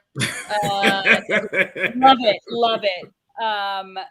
Sorry, that's all. That's what I have to say about Tobias so far. Well, actually, no. He's the first words out of on his bio, highly competitive. Red flag to me. I'm not saying that being competitive is a bad thing. I think being competitive in Survivor is a very, very good thing. But Right. if you are too competitive, especially early on, I think say the Rebels lose first challenge. Someone who's highly competitive, that could be a very bad thing for that person. If they react in a bad way, if they react, in a way that, because sometimes people, when you're, because I consider myself pretty competitive, but the first words to describe me, I would not say are highly competitive. Usually people who are highly competitive are pretty vocal about it, or when they use that to describe themselves. I actually have him. I'm so sorry, Tobias. I'm really, really sorry. That's when they get you. I'm really, really sorry I have you as first boot. I'm so sorry. Oh, no. I'm so sorry. That's just a vibe. And it's literally just the first couple of words. That's it. That's it. I'm sorry. Don't apologize. You're good. I feel so bad about it. Girl, don't feel bad. I'm trying to- Him and I forgot, I'm probably going to say her name, Aileen. Mhm. My first boot is between the two of them. And it's for partially the same reason, competitiveness, and the fact that he is like, spiders make him squeal. Like, Oh, yeah, that was a spider guy. He first boot. all these things. And now don't get me wrong, in Samoa I didn't come across a lot of spiders. It was more crabs, hermit crabs, and mosquitoes and stuff like that. But nonetheless, when the thing is buzzing in your ear, you're like, ah. Mhm. So the reason I say toss up with first boot is, one, competitiveness. It's super important. It's something that really, really matters. But on both of my experiences on Australian Survivor, when you are like, wah, immediate, everybody hates it. Don't do it. Don't over celebrate. That person's on the ground. You pick them up. Great job. You can go like one little woo, that's amazing. And you celebrate as a tribe. But when you are somebody who celebrates too much, a lot of the Australians, and I don't know what it is, I can't explain it, we're not with it. I saw it within the first few challenges on Blood versus Water. People would go to celebrate and everybody else was like, you need to be a humble winner. People didn't like over celebrating. Next thing is complaining. We all complain. We're all hungry. We see the montages of talking about food and being wet and being dirty and all this and that. If they're highlighting his fear of spiders, and again, I'm reading into this as trying to think production wise. If he's going to be complaining too much, especially early on, I can't stand it. We all say we're fans. We all say we're this and that. Within the first few days, oh, geez, I'm hungry. Oh, I feel so dirty. Yeah, ha, ha, ha, whatever. When you get those few people that are just constantly, and then we're at the competition and just thinking of the combination of two. You're a competitor. You're absolutely killing it. You come back, you complain. Oh, okay. You don't complain, but you're not the best competitor. Well, at least you're fun to be around. You're a little bit of both. I'm not gonna line myself with you, because a lot of people are gonna have complaints, and a lot of the first few people who go out of Survivor, American and Australian, unless something crazy happens, are the people who do things socially that a lot of people don't want to be around. Mm-hmm. All I'm gonna say is, in Fiji, I walked through 7,899 spider webs. Mm-hmm. When you're out there trying to looking for a immunity idol, you don't care. I didn't look for spiders, but I was hitting them spider webs, and I was like, well, if it's a spider web, I'm pretty sure there's a spider attached to it. Now, the one thing he just says is just makes him throw up, and I was like, how does a spider solicit such a reaction? But I think that, and here's the thing about it is, when I don't know about for Samoa, because I wasn't there, but for Fiji, you saw all kind of stuff crawling. and you still had to sleep at night. So we were building the shelter, and you could see the ants just walking on the bamboo sticks. So you know the ants were going to be there when you went to sleep. That's why we got these busts. Whoever created the bus for Survivor, they wasn't created so you could purchase them for $10,000. They're actually elastic that you can put over your face and still breathe. Wear it as a dress, wear it as a top. It has a lot of versatility in it. But if you sleep at night and you don't know what's around you, you're not going to be comfortable at all. So I just think that he might be, I think they said he's arachnophobia. I don't know what he's going to do in the jungle. I'm just saying that. I will say we've seen the storyline play out. Like I'm thinking of David from, was his first season Millennials versus Gen X? I think so. Like he had that sort of storyline of I'm feeling so out of my element. I don't like nature, but like it really added to his character of like kind of growing into himself throughout the rest of the season. And I think to some extent, Blood versus Water, Australian Survivor, I think Chrissy had an element of that too. Yeah. And I love that storyline. I think it's a great storyline. And that kind of, sorry, go ahead. So let me tell you something about David. When I saw David, when I went back and started looking at Survivor in preparation for my season, the one thing I wanted to do is not look as dirty as him. I made sure that my stuff would not show up dirt as it did on him. I was like, that's why I remember him so vividly. I mean, like, he just looked like he was dirty. Yeah, he grew as a person from the experience of Survivor, but he was the dirtiest looking guy. That's I said, no, we're not using them colors. So I was really particular in selection of what I was selecting, so I wouldn't look that dirty. Casting asked, which past Survivor inspires you? And you said David, because I didn't want to look as dirty. What are you going to say, Nina? The only thing I wanted to touch on, Chrissy, the best personality in the world.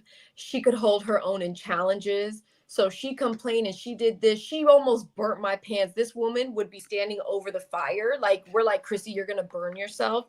But you didn't want to not be around her. I mean, I stayed with her for a week post Survivor, lost my voice the first 2 days, had the best time of my life.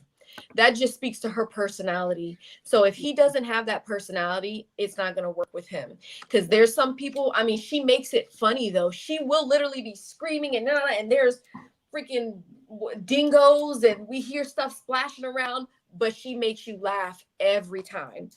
He don't look like somebody who's going to make me laugh. And I could be wrong. He could be the funniest guy on the island because, again, we don't know yet. We're just going off of these words. But immediate red flag for me. Look, let me co-sign on Nina right quick. So I went to Cairns a couple of times when I was overseas, and I also went to Australia. Some of the best people I have ever met in the world. And we had a situation where an older lady got sick on a tour, and the tour guide took the older lady to her house. There is no tour in the U.S. that somebody's going to take somebody to their house. Guarantee it. Took her to the house, made sure she was all right. And they are some of the nicest people, the ones that I've encountered when I was overseas. Some of the greatest people you want to have just enjoy the time with. Cab driver was like, why y'all trying to go to some known restaurant when y'all right here in Australia and end up going to a better restaurant by just trying something out? So culture-wise, it's different from U.S. Survivor. So it's going to be interesting to see how these personalities kind of merge after we get a chance to see them play. It's going to be kind of fun. Yeah, they're obsessed with KFC. That's the culture difference there. They're hold up. KFC. Khan, the master chef from Blood versus Water, took me to KFC and McDonald's. And I said, I am not here for none of that. I want you cook it for me. He said, no, Nina, you're going. I've been to the States. I'm taking you. And I was like, ugh. He bought it, so I didn't care, with Chrissy at KFC. And she said, no, we're going. I never had KFC that tasted like that. I have never had McDonald's that tasted like that. Yes. And I was like, I never had it again because that's not what I was there for.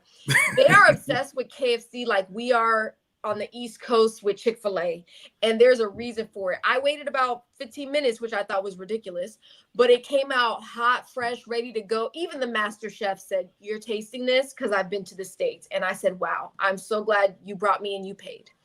So it was really good. And I mean, again, I don't want to go on a tangent because we only got one tribe through, but they are the nicest people. There's a handful of them. You can imagine that. I mean, people are people, but I have never come across two groups of people where the vast majority of them I would love to grab a coffee with. I would stay with them for a week, and I didn't even know how they lived. Half of these people could have been dirty, and I still would have went to their houses.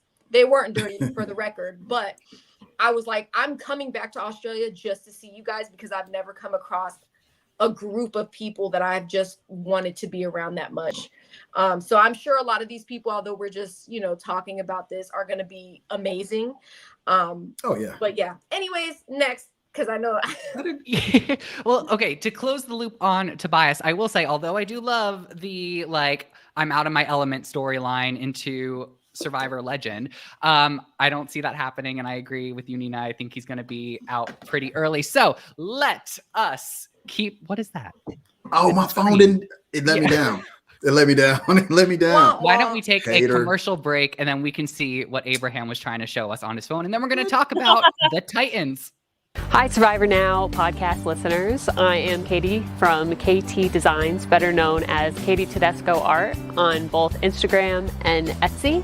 I have been designing and selling Survivor products for over 7 years at my Etsy shop, including replicas like hidden immunity idols and Survivor trading cards with all of the players' stats on the back. I am so grateful for Survivor Now for giving me this shout out and helping me reach even more super fans. I love listening to their podcast. So if you are looking for some really unique reality TV products for yourself or to give a super fan in your life, come check out my Etsy shop at www.etsy.com/shop/KatieTedescoArt.com. Yeah, I had the picture until I touched it. On your KFC thing, no. Again, it doesn't work when you need it to work. Every country I've ever visited, what you think is what we are used to in the U.S. is not the same at all. Japanese KFC is not like European KFC. Korean Popeye's chicken. I don't know if they put something in it, but that was the best chicken ever. But I don't go to other people's country to eat KFC, McDonald's, Burger King. If you own a fast food chain in the U.S., I'm not here to visit your country to eat your food like that. I was going to say, Survivor Now podcast listeners, we're learning all of the tricks when you go when you travel the world. So let's talk about our Titans cast. Let's start with Caroline, who is a midwife from Melbourne. No nonsense and organized.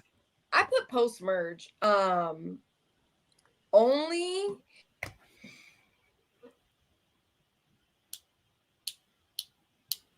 Nina was going somewhere with that. And Nina she was deep into it too. She was deep into it. I was reading, then I looked up. She was in that case. Yeah. This is the biggest cliffhanger I've ever had to live through in my entire life. I know. Oh I thought she was just deep in thought for a second, but as we wait for that Wi-Fi to work again. I agree with her though. I think somewhere post-merge definitely is where I see Caroline sort of going. I mean, what do you two think?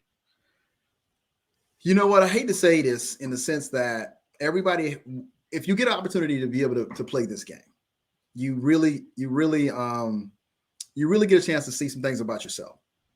And she has already stated that her younger self may have not been able to play this game. But here's where the rubber meets the road to say, when you get out there, you're going to feel it. I don't know how she's going to be able to go through that part of it. I hope that she's able to navigate it. But it's a different type of game from the chair to the actual plan. And anybody that wants to apply, anyone go out there, by all means, I want everybody to apply. Take a shot, go out there and see what it feels like. And I think she's going to be a player that I don't think the game is going to get her. I think she's going to get herself. So it's going to be interesting to see how she navigates that. I think she has what it takes, but it don't take much to say, 10 days in, hey, I'm good. Yeah, I'm good. So it's going to be interesting how, based on what she said about herself and how her younger self wouldn't have been strong enough to play, I want to see if her mature self plays differently. Yeah, I like what everyone is saying about her going post-merge, but I just don't feel it, honestly. There are some words that make me think that you're not going to, adapt well to being on Survivor. One is hyper competitive, poker player, one. But no nonsense is another one. No nonsense is another one that I am nervous about because I understand being no nonsense and organized in your day-to-day life. You're back. Leader back. Y'all froze, and I'm just like, blah, blah, blah, blah. And then I stopped and I said, why he not blinking? We were sitting over like, oh, the internet is low over there. We thought you were taking a dramatic pause on the why or why not. She Right. won't make it postmarks. And we were all like, what is it? What is it? Oh my God. I promise I was talking for like 30 seconds, and then I thought, like, why is nobody moving? This is weird. She's like, they've never been so quiet before. Something's wrong. Something's wrong. I'm gonna just leave it at, I think Caroline is gonna be post-merge, maybe not final five or anything like that, but I do think she's gonna be post-merge just based off being a midwife. That's all I got. There we go. See, now it works this time. Yeah, I think being no nonsense and organized is really good in day-to-day life, but I'm worried about it on Survivor.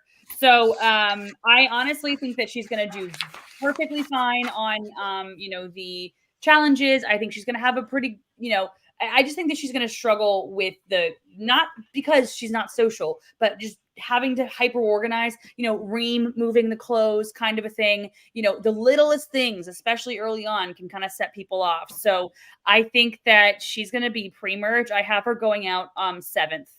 And it has nothing. It's really, honestly, because usually midwife I would have going really far, but I don't know. It's just no nonsense. That's going to be that's a red flag for me. Well, I wonder like where you sort of use that like no nonsense part of your personality. Cause I see that if someone's lying to me and that seems to be like a really good opportunity to kind of shut that down because you need that information. And I agree with Ronnie in our live chat. 55 is absolutely not old. And I think that with Caroline, I see her like, I do kind of see her going far because I get the different vibe from that nonsense comment, which is interesting. So I'm curious to see like where she lands. Abe, you say something?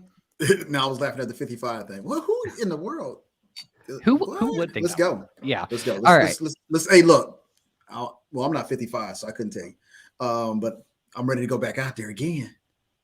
One thing on her, I think also can she readapt to dealing with, because we have different ages. Now I will say Australian Survivor does go through the spectrum of ages. They do not exclude anybody on the game of Survivor. So the early season of US Survivor, when Rudy and them was on there, they went to the whole spectrum. They've kind of stayed in the 52, 53 range, but here we got 59. So 50, 55, 59. So they don't exclude anybody. So I'm looking forward. I hope she does better than what we look at, what she's presented to us. But I think she may be her own. Okay, I'm good. Not like the US on day 1 of voting out, but I think day 10, day 15, she's going to be like, I'm good. Interesting. All right. Let's see. Let's move on to Noonan. Charles Noonan. Let's move on to Charles, who is a lawyer from Melbourne. I mean, I get a strong impression from Charles. I mean, Nina, you talked about like not gloating after the challenge wins. And I feel like we've seen, I don't know what that moment is and what is going to appear in the episode, but in one of those trailers, we see quite a celebration from Charles and his tribe. And it's a really cool moment. So I wonder if he's going to have this like metamorphosis storyline, like something like, and maybe maybe it's, and again, I'm just going off of what we've seen. I feel like his tribe is really going to celebrate him in that moment for whatever he achieves for them. So I like Charles. I'm curious. I hope he goes far. I don't have like a full-on winner pick. I just couldn't decide. I feel like after episode 1 or 2, I'd be able to just, put a little bit more to these people.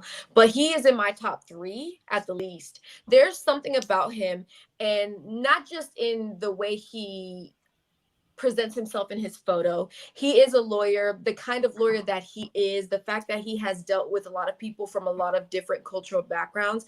I feel like he's going to be a very interesting person, an engaging person, a person that can possibly think a little bit more outside of the box. And that doesn't always have to be these extreme. I feel like when people say think outside of the box, they think it's like, whoa, this explosive, crazy 10-step plan. That's not always the case. Sometimes it is just tell one little lie, and I think it's going to turn into something, or I am going to have a little bit more of an elaborate plan that has these steps and I need to execute them. I feel like he would be somebody who could do that, considering specifically it says that he has dealt with large scale disputes. I feel like he would be able to at least, maybe not 10 steps ahead, because I feel like that is too much, but maybe 3 steps ahead of the next person, maybe looking a little bit more forward. Yeah, I don't know. There's something about him. I put him in my top 3. And if that is actually the case, him being a lawyer, I feel like he's going to be able to recall a lot of things and have a really strong argument and present that argument in a way that allows the entire jury, because I've always said everybody thinks of something differently. We all have different perspectives. Your answer makes me feel like you're guilty. His answer makes me feel like you're innocent, whatever. But something that appeals to all of the jurors. So I have a good feeling about him. Me too. I think if I had to compare him to US, he's got that Fishback vibe. So we get the second time he played, not the first time he played. The second time Fishback played. So I think he's going to have fun. I think he's going to enjoy it. But again, lie about your profession. I don't think you should tell people that you're a lawyer. So it's going to be interesting what his cover story is going to be. He is leaving a young child home. He has an 18-month, and his wife, they're going to be leaving at home. Sometimes for that period of time, you lose focus because you're like, I'm missing something at home. So I hope he stays focused on why he's there and enjoy that moment. That's why I always tell people, if you ever go out there, enjoy the moment, because there's no guarantee you coming back. So enjoy the moment. So if he does that, I think he's going to go pretty far. I think he has a social game, because he already says his plan is to outwit, and being a lawyer in a background and dealing with different types of people. And I could see him connecting with other people on the other tribe after a merge that he just kind of fits with. I think he'll fit with the lawyer. I think he'll fit with the paramedic. Who's the one that's watching people in stores? Definitely him. Garrick. I think him and Garrick might be the best of pals. So it's going to be kind of interesting, but he has to get past the merge and not get pulled out of the game mentally. So I think for him, the mental part of his game is going to be definitely what's going to keep him in the game, but also take him out the game. That's interesting. For me, he's like either going to be a finalist, or I'm predicting like some sort of final boss type of situation. And there's one other person coming up later who I also think has like final boss potential as well. So why don't we keep on going? But first, shout out to our live chat. Basically, everyone agreeing that like everyone's going to love Charles. And I mean, before we move on, I just want to say he's my winner pick. Charles is my. Yeah. Let me write this down. So when we go back to this, I ain't got to try to remember it. Let me write this. I won't have to try to remember it later. Who said their winner pick so far? I have. Okay. Abraham and Tegwith. All right, perfect. I know who's this. I wrote it down. Never mind. All right, let's move on to Eden and find out if Eden is one of our winner picks. He's not mine, but he is a cinema area manager from Melbourne. What is that, Nina? Melbourne? No, not cinema area manager. What is I could be wrong. What I was thinking was like, let's say our AMC, he's the manager for all the East Coast. I don't know. I have no idea. I wish an Australian was on here. Yeah, we have, got you. We're going on here. Ronnie says that they love Eden. Ronnie, tell us why in the live chat. But yeah, Eden, I think it's interesting. They split up the movie lovers. So I feel like if he finds a way to, maybe there's a tribe swap, maybe it's at merge, but maybe if he teams up with Raymond, that would be interesting to see. I put him as post-merge as well. I feel like and this is one person that we saw a video of, right? So I feel like he might have the capacity to engage with a lot of people and create, no matter how superficial they are, some kind of bond initially. He seemed like a quirky person that I would at least be like, I kind of want to say hi to him. Like, I just want to see what he's about. Like, what's going on over here? So I don't know. that quirkiness I think can help him, but may not necessarily get him all the way. If it does, maybe it helps with like the friendships and the bonds that he's created. I think he's post-merge. How far, I don't know, but yeah, I kind of liked his intro video. There was something about it that I was like, I like this guy. I hope he makes post-merge. Yeah, I think he's gonna make it to the merge. I think he's gonna come in 9th place. So I have him being voted out 16th. So I think he's like fairly mid-range in the merge. I just think it'll come down to, alliances, honestly. But I think he's super interesting. I think he's got a lot going for him. I think he, manages people, but he's fun. He seems like a fun-loving kind of guy. And he said, I'm not that person, but it's about stamping my authority on this game and knowing that I can do anything that's put in front of me. So that makes me feel like it's like iffy about that, but I still kind of think that he's gonna, I think he's gonna have that social aspect that you'll need to get through to the merge, but I don't think he's gonna go super far into the merge. Yeah, I think it's gonna be I think he's gonna be that one person where he says if he has the right group of people, he's gonna go far in the game of Survivor. But if they ever stamp him with anything other than working with me, because he has the outdoor stuff. He's been sleeping in the Alaskan wilderness. He's been in the Amazon jungle. So he has that worldly, because you know how Mama Jaden wanted to vote out in US because she was just too popular. I get that same kind of vibe from him, that he's not going to be that type of threat, but I think he's going to be that popular threat where people be like, he can talk to anybody. Look at him. He's over there now. He's having a good time. And it's going to be something either they're going to be able to work with or it's going to work against him. So it's going to be kind of interesting. I think he's going to be good for the game of Survivor. I think we're going to enjoy watching him, but I think he's just going to be one of those people that can vibe with everybody, and they're going to find him as a threat either early or late. Yeah, we have Jenny in the chat who says post-merger who may be a big character on the season, and I kind of get that same vibe. Let's move on to our next castaway, who is Frankie, a salon owner from Sydney. I have her pre-merge. I think maybe closer to merge, but still pre-merge, only because I think her being a salon owner, I mean, she says it herself, she comes across a lot of different people, things like that, which is really, really important. But the fact that she brings up high school and cliques, that was a conversation for like 2 days on Heroes versus Villains, cliques, and it feeling like high school, right? So if she brings that up, I see that as a negative thing. But also if she is trying too hard, as she says, she wants to it seems like she wants to fit in with the more quieter people, because the popular kids get killed first, right? And to me, while that is sometimes true, I also recall getting rid of a lot of people that's like, they don't click with anyone. You know what I'm saying? They're the quieter one. They're the more sketchy one. The popular people, while started decimating post-merge, they got together and were like, boom, boom, boom, let's keep it moving. I mean, we saw it with Reba. They were just like, boop, we're together. So I get what she's saying. But it kind of makes me feel like pre-merge, and it could be what comes to mind is just her trying to fit in with people that she doesn't naturally fit in with. That's what I think. I could be wrong. She could do it completely correct.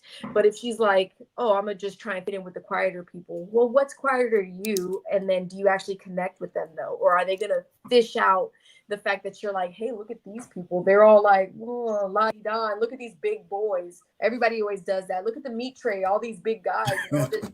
And I'm just like, okay, I get what you're saying and it's true, but I also don't like the way you're going about it. That's just me. So yeah, I hope everybody does well, but something about what she said makes me be like, she might be trying to be a little phony, trying to fit in with too many people that she wouldn't naturally fit in with. It's so interesting because you reminded me, I feel like I saw someone, it's not Frankie, I know, but I feel like I saw someone on this cast or maybe another cast, it happens on every reality show, say that they want to be the underdog. And I think to your point, Nina, sort of about Frankie, I hope she doesn't pigeonhole herself into some sort of role based on that comment about high school and in groups and out groups. And I just hope, again, just kind of going back to that adaptability theme that we've sort of been talking about this whole time. I hope that Frankie is able to just enter into the game with like an open mindset, see what happens with the people that she is around, and sort of go from there, instead of saying like, I don't fit in with this group and I'm going to target them for that reason, you know? I think she'll do all right as long as she's, I'm sorry, go ahead. No, go ahead. Go ahead. As long as I think she's going to have to ride the coattail on the first part. I think she can be competitive, work with everybody, see what happens, and just kind of sit back and see what comes your way, but show that you do have a strength in the game. You know, like for instance, in season 42, we had Jonathan. Jonathan was a beast. So you wasn't going to vote him out because you needed him in challenges. So he could get to a certain part of the game. And that's how it is. I think she's going to have to be on the coattail on the first part of the game. But if she makes it to the second part, we might see a different type of player. Because we always see those players, we say, okay, I would vote for you, but too little too late. You waited till like the last minute to start doing something. You just don't have, we like to call it the resume. You don't have a resume for us to, like Austin. To me, Austin was a player, but he wasn't a great player. He just kind of went along, made sure the vote, and he had the numbers. And he really wasn't decisive in enough of, then when he started doing stuff, it was like, oh, wait a minute. Well, you just now doing it. So game is over. Oh, too late. We got to vote for D. So it's kind of interesting to see how, I think she can make it past the first part if she aligns with the right people, but the second part's going to determine if she have a chance. Yeah, my big thing about her is that in the beginning, I always say, I said this about some people who are going to be on 46. There's a salon owner and hairdresser, hairstylist in 46 as well. And I always think that like they have a very good advantage because you have a captive audience when somebody's getting their hair done, and you have to talk to them and make sure that they're having a good time, but you're also wielding a dangerous object. You have to have like that kind of trust, that kind of vibe. But here's the thing. In her bio, she doesn't talk about being a hairstylist, hairdresser, or anything. She talks about being a manager. She talks about being a boss. And so that makes me nervous because where she works in a place where I think she could lend herself to some really great, where she has some good social. She doesn't talk about that. She talks about, I'm the boss. She goes, what I've learned from running a business is you've got to let people have their place, and some people's strengths are other people's weaknesses. So you need to let everyone come forward. Everyone needs a voice. And if you push them down, they're going to come for you. People fight from the bottom. All true. But this is all coming from somebody who is working on a schedule, who is, all of this stuff, not coming from somebody who is like talking about, I like to, work with all these different people because I love whatever it is. And so that is what makes me nervous about her. I have her going out fourth, actually, because I feel like she's going to try to control too much. And whether it's controlling who she's with, whether it's controlling where she is, I think people are going to kind of be off-put by that. And it makes me nervous. So I have her going pre-merge, actually. Tegwith just ruined hair salons for me. I have never thought about the fact that they are making that small talk with you so that you are distracted from the sharp objects flying around your face. Wow. Okay. I'm going to ponder that for a little bit, and let's move on to Jaden, who is from Queensland, a strongman from Queensland. All right. Pulse trucks. Look, let's get this challenge started. That's all I got to say to him. Physicality in Australian Survivor has been when I started watching it, they physical. I likes it. Let's get this on. But the body don't act well when you stop feeding it. So I don't know if the rice is going to be enough for him. I think that for me, excellent. He says he's a gentle giant. And I think he's going to come off like that. I think he's going to have the bravado to compete and be a beast, but at the same time, be that gentle giant.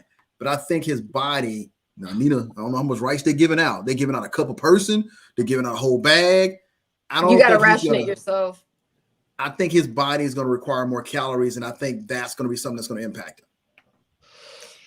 I agree. I put him as my not necessarily pre-merge, post-merge, but that in-between person that might be he's the biggest asset. He's a nice guy. We don't necessarily want to get rid of him, but going up against him in individual challenges, although not everybody thinks this way, when I see a bigger guy, I'm almost more excited to go against them in individual immunity challenges, because somebody like Sean, and I only from experience when I did the squat thing, people are like, Nina against Sean, he's going to win hands down. And I'm like, this dude is massive. He eats the same thing I eat, and I'm not even full, but I get more nutrients from it than he will. He burns more calories. He's an athlete. These people burn calories on a daily basis, 2-3 times as much as me, just being awake. You know what I'm saying? So I agree with Abraham. I just think him actually having a Samoan and Fijian background might be a little helpful, because when I tell you Simon was cracking coconuts on a daily, eating them anytime he could, he knew what to find and where to find it. That might be an asset for his own sake. So I put him as that in-between person, somebody you really like to be around, somebody who's a huge competitor and you need to be a part of your tribe, who can be resourceful, possibly around camp if he is familiar with the environment based on his cultural background, but maybe not somebody you want to compete against post-merge, because people always think about just pure physicality, not realizing somebody as small as Shay was our challenge beast. Somebody like Haley, who's a pain management, she was a challenge beast. Simon was a huge guy and he absolutely killed it. Sean was an even bigger guy and he did okay, but not as well as you thought. But stature matters. People pay attention to that. Hold on. Well, I gotta say this: when you said that his background is Samoan and Fijian, I believe. Let me tell you something. Some of the best fish I ever had was the Fijian guy came on the beach, caught the fish, gutted the fish, used salt water and herbs from somewhere that went in the kitchen, and he cooked his fish outside. Best fish I've ever had. Mm-hmm. So I think I'm gonna say if he can feed him and he can be in competition, he gonna go far. Because he was raised in Australia, but if he has any ties like that or experience like that, it's gonna be massive. If he doesn't, that's okay too. But yeah, I honestly think he's gonna go through the merge, but I don't think big guys are merge threats, are individual immunity threats. I think that the tiny little packages like Shay, the people who are good at balance and do the yoga and all that stuff, that's a threat to me. And so I think that seeing this big guy, I'm like, yeah, sure, come along. That's great. I don't think I think we're gonna talk about his social game. I think he is going to have the best social game out there. I think he's going to be strong, but I think, look at that dude. I don't know if you see that picture, but look at that smile. He just seems like such a nice guy. And I just want to be like, I just want to talk to him. I want to grab coffee. Like, I just want to vibe with that guy. He seems so cool. And I think that the social game is what's going to maybe even have people feel more threatened. I have him going all the way. I have him coming in 7th. Going out 18. I think people are gonna, really enjoy to have him, or like having him around. I could see him as an integral part of an alliance. Mm-hmm. Matthew, what do you think? Well, I would say kind of the same thing, because I would want to play the game with Jaden, just based off description alone. Again, I love the energy that I'm getting from the photos of him. I'm curious to see when we start seeing footage of him on the island, but like on paper, I want to play with the game with Jaden. And I sort of flashed Gabe's comment here. I'm curious to hear more about his strategy, or what I mean. I see your comments in the live chat. It seems like a lot of you think he's not going in with an exact strategy, and that might be the case. But I do wonder how that will play out for him in the long term. So that being said, I see him going far because I personally would like to play the game and go far with him, but we'll see if anyone else feels that same way on the cast. But let's move on now to Jessica, a professional academic from Melbourne. I like her, but you know what the first thing that she says is that she has a resting bitch face. And that stresses me out. And I get you can't change what is inherent or like happening about you, but it's like I'm just like, can you imagine she's just there and having a conversation with somebody, and if she herself describes that she has a resting bitch face, she has a conversation with somebody, they're like, they go to somebody else, Yeah, she was like not vibing with me at all. And in her confessional, she's like, I love what they said. I loved everything that's going on. And that is like stressing me out about just saying, like, if she says it about herself, then that stresses me out. Does that show like a level of awareness? And yes, it does. But sometimes if you're so aware of it, that means other people are aware about it too. You know what I mean? I see your point. It's just, I don't know. It's stress. I still don't know where I'm going to put her, but it stresses me out that she said that. Stresses me out. She gives me pre-merge vibes. It's not even the resting bitch face, because I'm not going to say names because I don't want to like be mean or whatever, but there was a few people on my season that went very far that had resting bitch faces, including myself, second time around, right? You can't help it. You're just focused. And but on top of that, she says that she literally has no empathy. She's like, do I have empathy? No. And what people forget, people say it, I guess, but the game never stops. So you're sitting down at camp, and in the Australian version, there are times where cameras aren't around and you can't talk game. Like, you all have to they have rules, right? But if we're talking about life and you're just like, oh, I have no empathy for you. I have no, you're talking about something that you went through that was really hard. The game never stops. Whether people are intentionally or unintentionally telling those stories, I can tell you multiple times that it was just person-to-person contact. And I'm like, I'm not like, again, Jerry, I would try just, how are you doing? Whatever. And it's just like, nah. And I'm like, oh, okay. And then I go to the next person. Hey, how do you feel when you talk to this person? Blood versus water. I was trying to get to know Shay, and I had somebody who was constantly just interrupting and taking over conversations. No matter strategic, personal, anything, anytime, they were always doing that. They didn't have empathy for other people's kind of more touching stories about something they experienced. And I was like, hey, do y'all notice this? And they're like, yes, we noticed it. And we're like, okay. And it really matters, because when you don't make people feel heard, when they're actually being vulnerable, it changes. And you can have the biggest strategy you want, but when somebody leaves a bad taste in your mouth, some people have the capacity to push that to the side. A lot of people don't, especially when you're hungry and tired and dirty. Let's see if she has the ability to sort of like actively listen and get involved in people sharing their thoughts. I mean, it's funny that you mentioned the thing about Jerry, because now what you just said makes me wonder, like, what was that small talk like while you guys were locked together in that like Rugrats? Oh yeah, that little cage. I like Jessica. I think she's gonna be a great player, because here's the thing she knows. She knows herself. She said, look, I'm trying to outwit players. She said, look, she's not going to be your strongest. She already knows that. She's just trying to outplay you. I think when you know who you are going into the game and what you can contribute to the game, you kind of look at stuff and say, well, I'm not going on puzzles because that's not me. I know where I can kind of fit at. And I think some of the players that you play with can appreciate that. Don't say, because we had players that said they could do something, and then when we did it, they disappeared. We was like, well, okay, where did they go? And now you got a reason to be petty. Survivor has a certain level of pettiness to it, no matter what country we play in, and it's going to always be there. So you kind of look for stuff that's going to help you get further in the game. I think that she's just going to align with the right people. I think she's going to have a good game. I'm looking forward to see her play.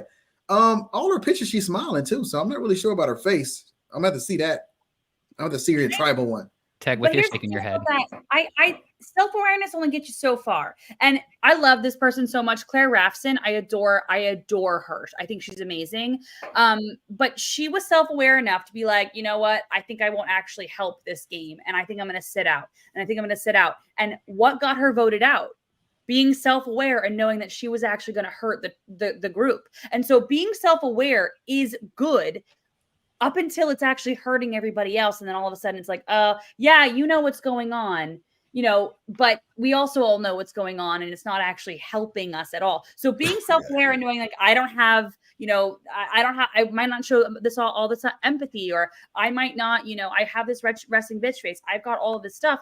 Being self-aware is great, because then at least you have something to combat it. But then at some point, if it's still happening, everyone else is aware of it too. So, you know, The so group it's knows. like, I actually have her going out second. I wanted Mark to go out second. Mark, we'll talk about him soon. He's a diplomat. Yeah. I thought he was going to go out second, but like the more we talk about her, the more I'm stressed about her. And I'm just worried that, you know, you're self-aware, but like everyone else is also aware. So I don't know. And self-awareness, like you said, there are people who are self-aware but do nothing about it. And I just want to do a quick example. Jerry, I'm sorry I talk about him a lot because he just irked my soul. He was so self-aware of his lack of engagement with the tribe mates that we've had multiple discussions up until the day I left. There were multiple discussions about it and nothing ever done about it. And when I tell you that final tribal council, even if it was shown or not shown, there was discussion about it. It got you nowhere, because you can say, hey, it's hard for me to interact. Oh, I totally understand. But you're willing to say, hey, can I talk to you one-on-one? You know, can I do this? Can I do that? When you have people coming to you, I think they may have even shown Sean was like, dude, I have so many things in common with you. I tried to talk to you about them and you still didn't do anything. That's where the self-awareness but lack of action gets to you. Gary. Yeah. Apparently he left something on your soul. The lack of action is a great self-awareness, but a lack of action. Perfect mix for a chaos storm. So that's a really good flag there. Adam, good luck on your test. I hope you do really well on it. Let's move on to our next castaway, who is Kitty, a business owner from the Gold Coast. Now, I like building a business is huge. Like, what an accomplishment, what a milestone.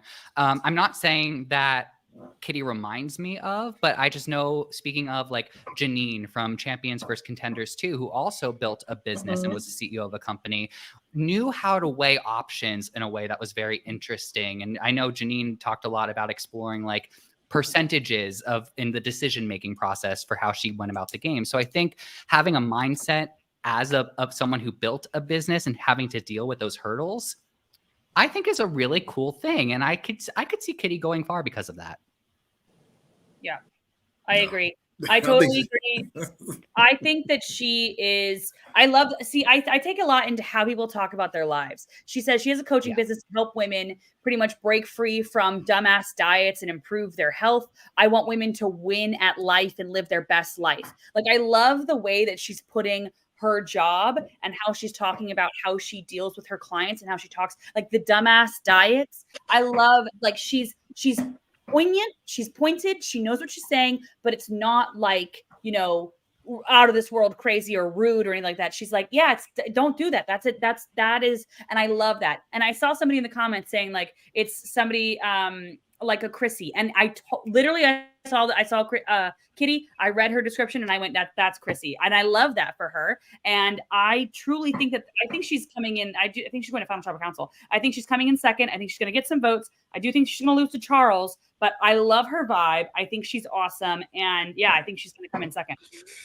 I think she may get in her own way. Because here's the thing. The same attributes that make you the possibility to win Survivor are the same attributes that help you lose Survivor. It all depends on how you apply it. And here's the thing about it is, you're dealing with strangers. Everybody is not going to react to that rah stuff. Or let me show you how to live your life. Or because what the TV show doesn't show, we're there with each other's 24/7. There are plenty of stuff they never pick up. So it depends on how she interacts with her tribe on the first half. Because if she goes into the merge without somebody, I think she has great attributes: strength, grit, determination, everything it takes to make a business run. But we got finicky people on the TV show. So, and some people are petty. Some people are looking for any little thing to say this person is too strong. They could win the game of Survivor. I've seen it where you look at a season Survivor on the second episode, they're like, we got to vote them out. They too strong. It's like, wait a minute, you only been on the island 2 days. What are we talking about? We're not even at that point where you should vote somebody out because you still need the numbers. To me, she falls in that category, either a winner or early boot because somebody feel like she's a threat. Interesting. She's actually my only wild card where I'm just like not sure where to place her because of the pro women. Like, are you going to try and do an all women's alliance? Is it going to be obvious? You are very strong. You are very, like, in a different no nonsense way, but you seem really bubbly. Like, I feel like I would want to talk to you and have you empower me and push me. And she's the only one that I'm just like, her bio, literally going off of what both of you guys are saying, her bio puts her in a place that I'm just like, man, this could go really well or this could go really bad, depending on how she actually presents herself. Because I can say all this rah, rah, rah, but I'm actually a really chill, quiet person, you know, when it comes down to it. So she's my only wild card. I could see her final three. I could see her first three. I really don't know. Yeah, and I think, you know, like people, because you make it to final three, like you don't always win the game. And I think we're going to see is Kitty going to be able to put in the work and the effort if she does get to final three to be able to have reasons for why she deserves that title of sole survivor. And I think that there are people in our comment section who share sort of a similar feeling to what a lot of you have said too. Gabe, you think that Kitty is a recruit because she's voiced that she wants to get everyone to get along. Wishful thinking. We also have Dark Star who says she's going to rub people the wrong way. Interesting. All right, Dark Star. Let's see. All right, let's move on. Okay, Tegwith. This person is out second for you, right? I think you said Mark. Well, I if Jessica wasn't there, Mark would be out second, and I've already put the third. I've already put like I'm already full, so I have to put him at 9. But Okay. I don't think he's making it that far. I respect his work. I think he's great. He says he doesn't think it's going to be a walk in the park for me. It's a great challenge, like all of that stuff. He also says he does a lot of work behind closed doors, which I think is really important in Survivor, but he doesn't really talk about the je ne sais quoi that you need to be able to do that work behind closed doors. You need to, you know, he doesn't talk about, I don't see the social strategy coming from him. And if, you know, I really, you know, Tobias, I think is first one out. If Jessica wasn't here, Mark would be the first one off of this tribe for me. And it's just, I'm worried that he's going to not have the social capacity or the maybe self-awareness to kind of overcome that. Yeah. What do you guys think about Mark? Am I out? I gotta go. Here's the funny part. I had already scribbled down a 2 next to his name before you said 2. I'm not sure why I wrote 2, but I was like, second. I don't know why I wrote it there. Then you said 2. I was like, wait a minute, are you over here at my house? Yes. I'm not saying he is because we yet to see him play, but to me, he seems like he's gonna be boring. You there, but you're not really there. You're just kind of like nothing seems like it really works.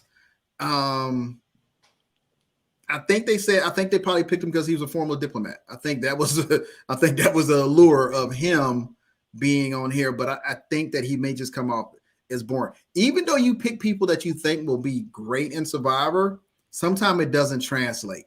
So I'm gonna go ahead and say I would have to see him play. But right now, I think he's just gonna be a boring player. We're gonna be like, why are you there? I almost went the opposite. I actually put him in like my top 5. Yeah. I did the opposite. I think because I actually saw him on social media, you know, with all the videos and stuff. And he looks like a very nice, approachable guy, where a lot of times when they bring politicians on shows, they actually look a little bit more like sly and all this and that. I actually wrote for my handwriting's really ugly. I did. Where am I at? Good under pressure ? Yeah. Because of the fact that like what you guys are saying, I almost went the opposite way of like those backdoor deals. Those are so important. You'll see people, even if it doesn't come up on TV. I've met people or I've had people where I'm like, we got an alliance that no one needs to know about. Like those backdoor deals, especially if you can keep track of them and pay attention and make sure you're not slipping up or anything, is something that can get you really far in the game. But I also said that not only because of his physical appearance of being approachable, but being able to think on your feet If he doesn't say he's a politician or a formal diplomat, Yep. anything like that, first of all, don't say that, because then people pay attention to the way that you talk. I'm hoping he doesn't say it and he speaks in a way that gets him around a lot of stuff and doesn't actually get anything pinpointed on him. And if he can do that, that's the reason I put him in my top 5. We'll see if I'm right or wrong. I'm going to see him yeah. play. Yeah, he's my SC play. Yeah. Here's the thing with Mark. I am torn between him and one other person for winner.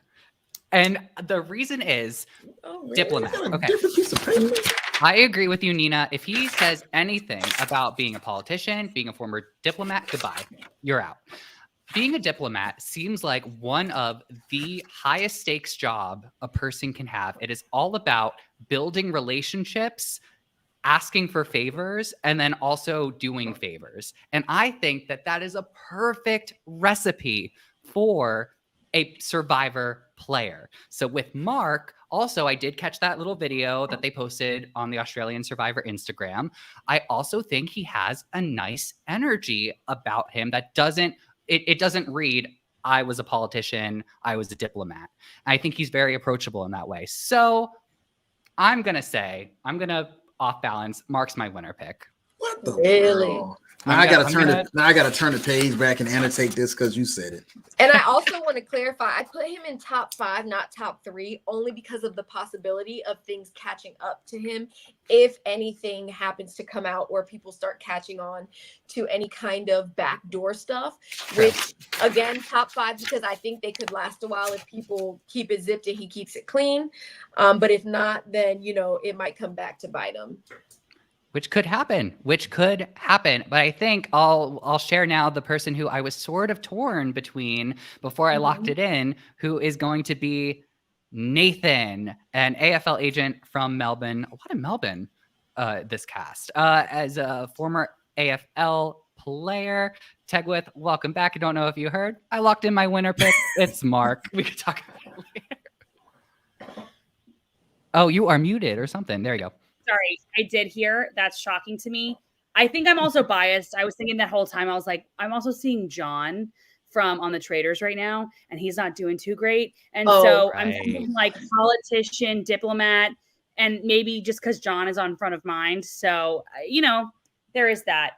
I'm shocked though that he's your winner pick. I love it though. 10 out of 10. You know what? Why not? But now we're on Nathan, and Nathan's interesting because he was one of the first sort of like videos that I saw on the Australian Survivor Instagram page. He wants to play the flirt game, which I think is a very interesting tactic. This is where I think his self-awareness and strategy has a nice marriage. And we saw that interaction between him and the other tribe where they were like, are you single? And then they all celebrated when he said that he was. And I think that's going to be very interesting to see how long he can take that strategy with him through the game. I put him post-merge, not long post-merge, but in the experience of some of the people, whether they're just flirty, fun guys, whatever, a lot of people gravitated towards them. Like they really, including myself, because I'm just like, just a funny guy. Like, he kind of was the center, like, let's just say the quarterback of the group, right? The quarterback can only go but so far. And I'm also basing this on who else is in his tribe. And I could be wrong based on the video and even just kind of the picture. Like Collingwood, I think, was the team that Sean played on. And if that is the case, Sean was also that same kind of guy. And I could be wrong in their personality types, but that's just my reference, where he became this kind of middle person for a lot of people. And maybe it wasn't the most like strategic relationship, or it was just like a fun relationship, whatever it is. I feel like he's going to be kind of that middle guy for a lot of people socially. And then post-merge, if he doesn't actually have strategic ties to anyone, it's not going to last long. He just feels like a fun, athletic, but not the strong man, like that kind of in between. And again, him being an AFL player and having met a few of them now, they are very social people. And all of them that I came across were actually quite fun. And because they have experienced that form of competition, brought a lot of fun to challenges. Mhm. And even when we lost, brought you back up. If he's the kind of AFL player that's like that, I think he could go post-merge, but maybe not too far after if the strategy isn't there. I like him because he said he's loyal. Now, loyalty can go a long way, or it could be an undermining of your whole career in Survivor.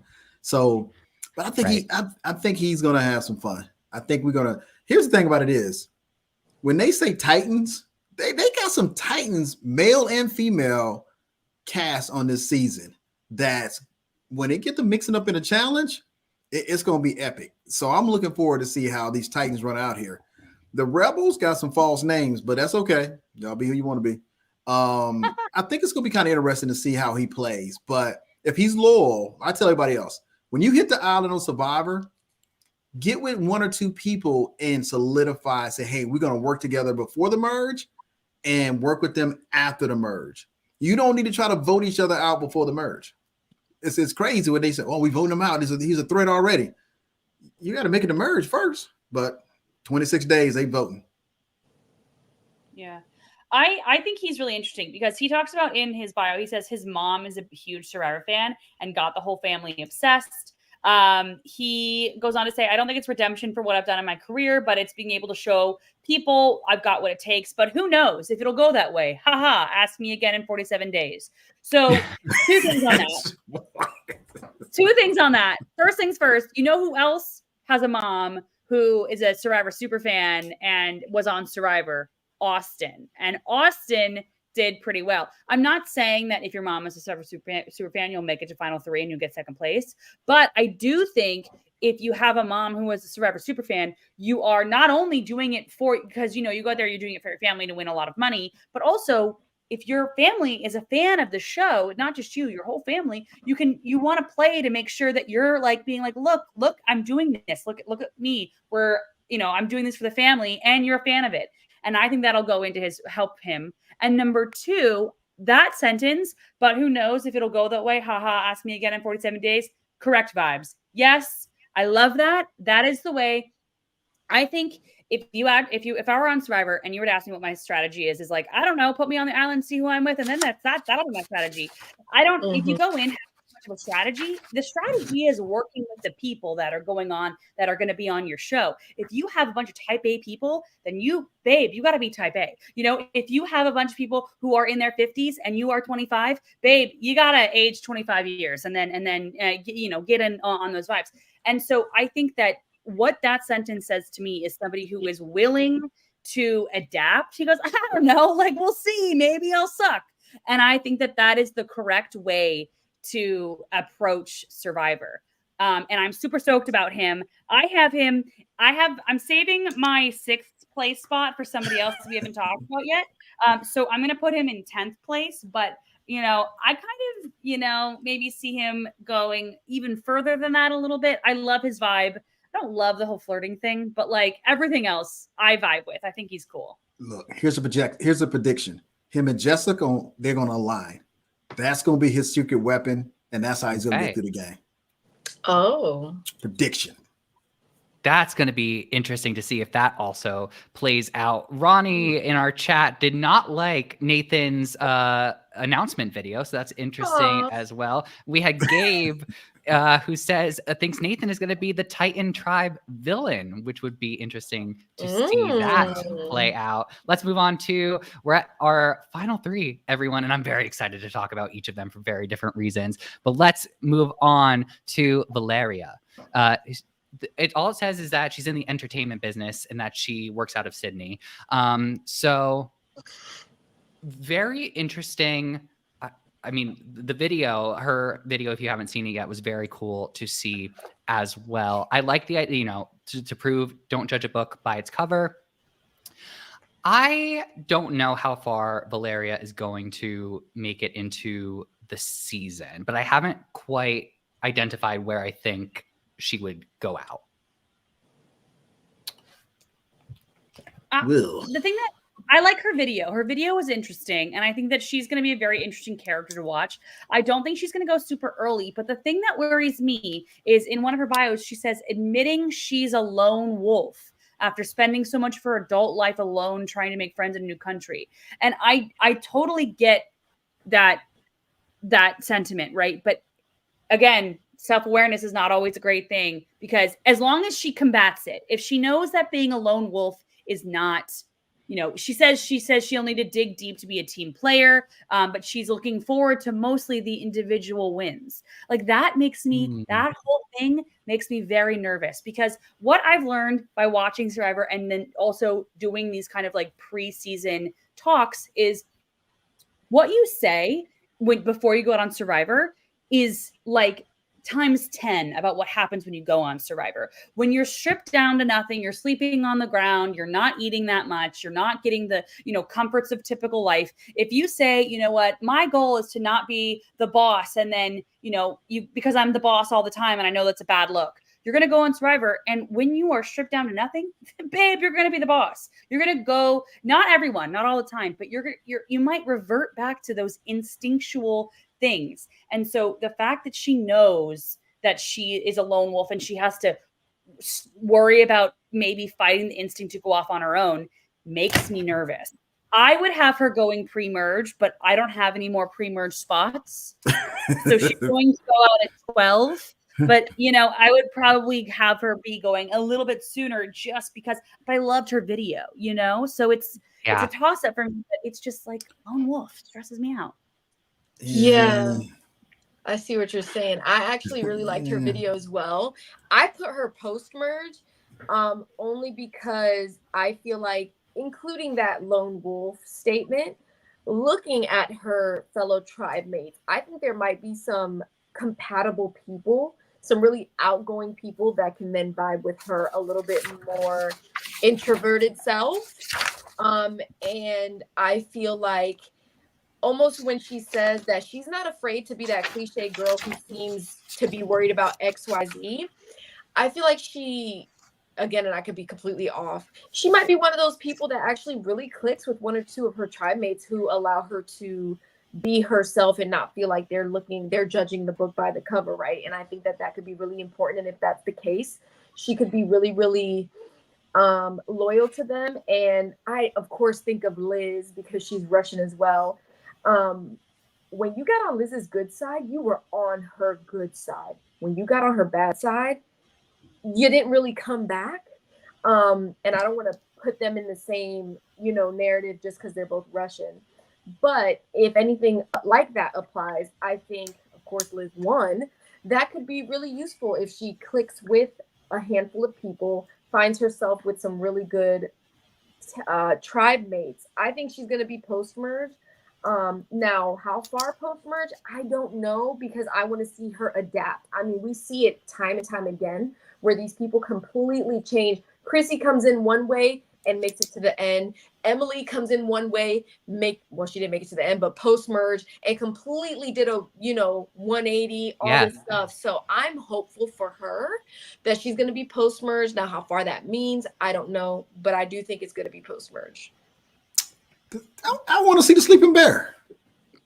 It's a great one. I mean, oh yes, I need to see the sleeping bear inside. If not, I'm voting you out first. I mean, so if there's a sleeping bear inside that's going to come play the game of Survivor, I think she's going to do quite well. I think she's going to get with who's our strong man? Jaden. Jaden. I think she's going to get with a Jaden and a Nathan and a Jessica, and they may be the top 4 in their tribe. They may all click together and say we're working together. But it's going to have to be the sleeping bear version. It can't be the current version, because I'm like, I don't think you're going to be. I think there's a lot of capable people on the tribe. So where would she fit at? And challenges, are you going to sit out the challenge? Because like we said before, at some point, people start noticing you. Are you going to try to maneuver and have somebody else? At some point, you got to be voted out or you got to be kept. You got to kind of figure out. But I think if she gets a nice little alliance, I think she's going to fit right there in the middle. And that alliance may take her to the merge and then may even take her farther because now you got something to maneuver with. But I think if it's not the sleeping bear, out of there. So we better see a bear. Better go in the woods. We're very clear. We got to wake that bear up. Let's move on to our next person, Viola. Now, Viola has been heavily featured in a lot of the ads that we've seen so far for this season, which makes me think that she is going to go far. I've loved what we've seen of her already.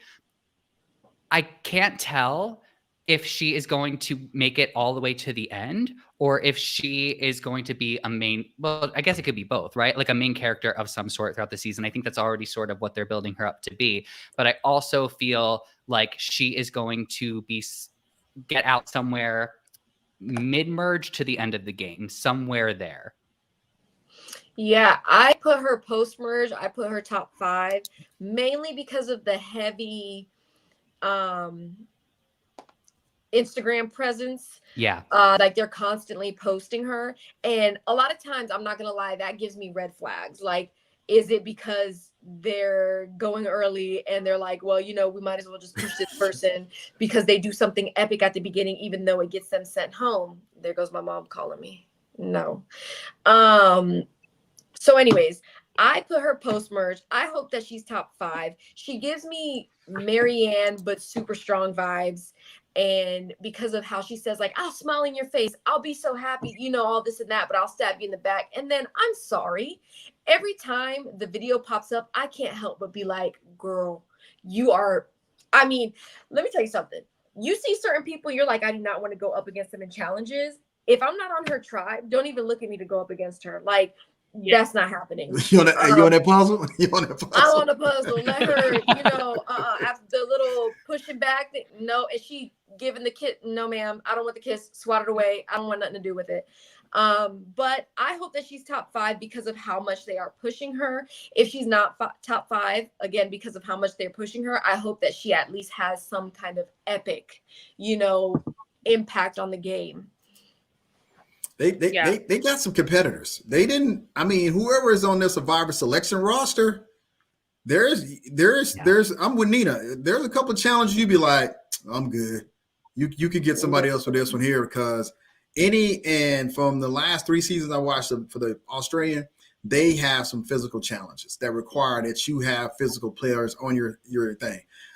Now, she got 13 siblings, so you already know how to deal with people.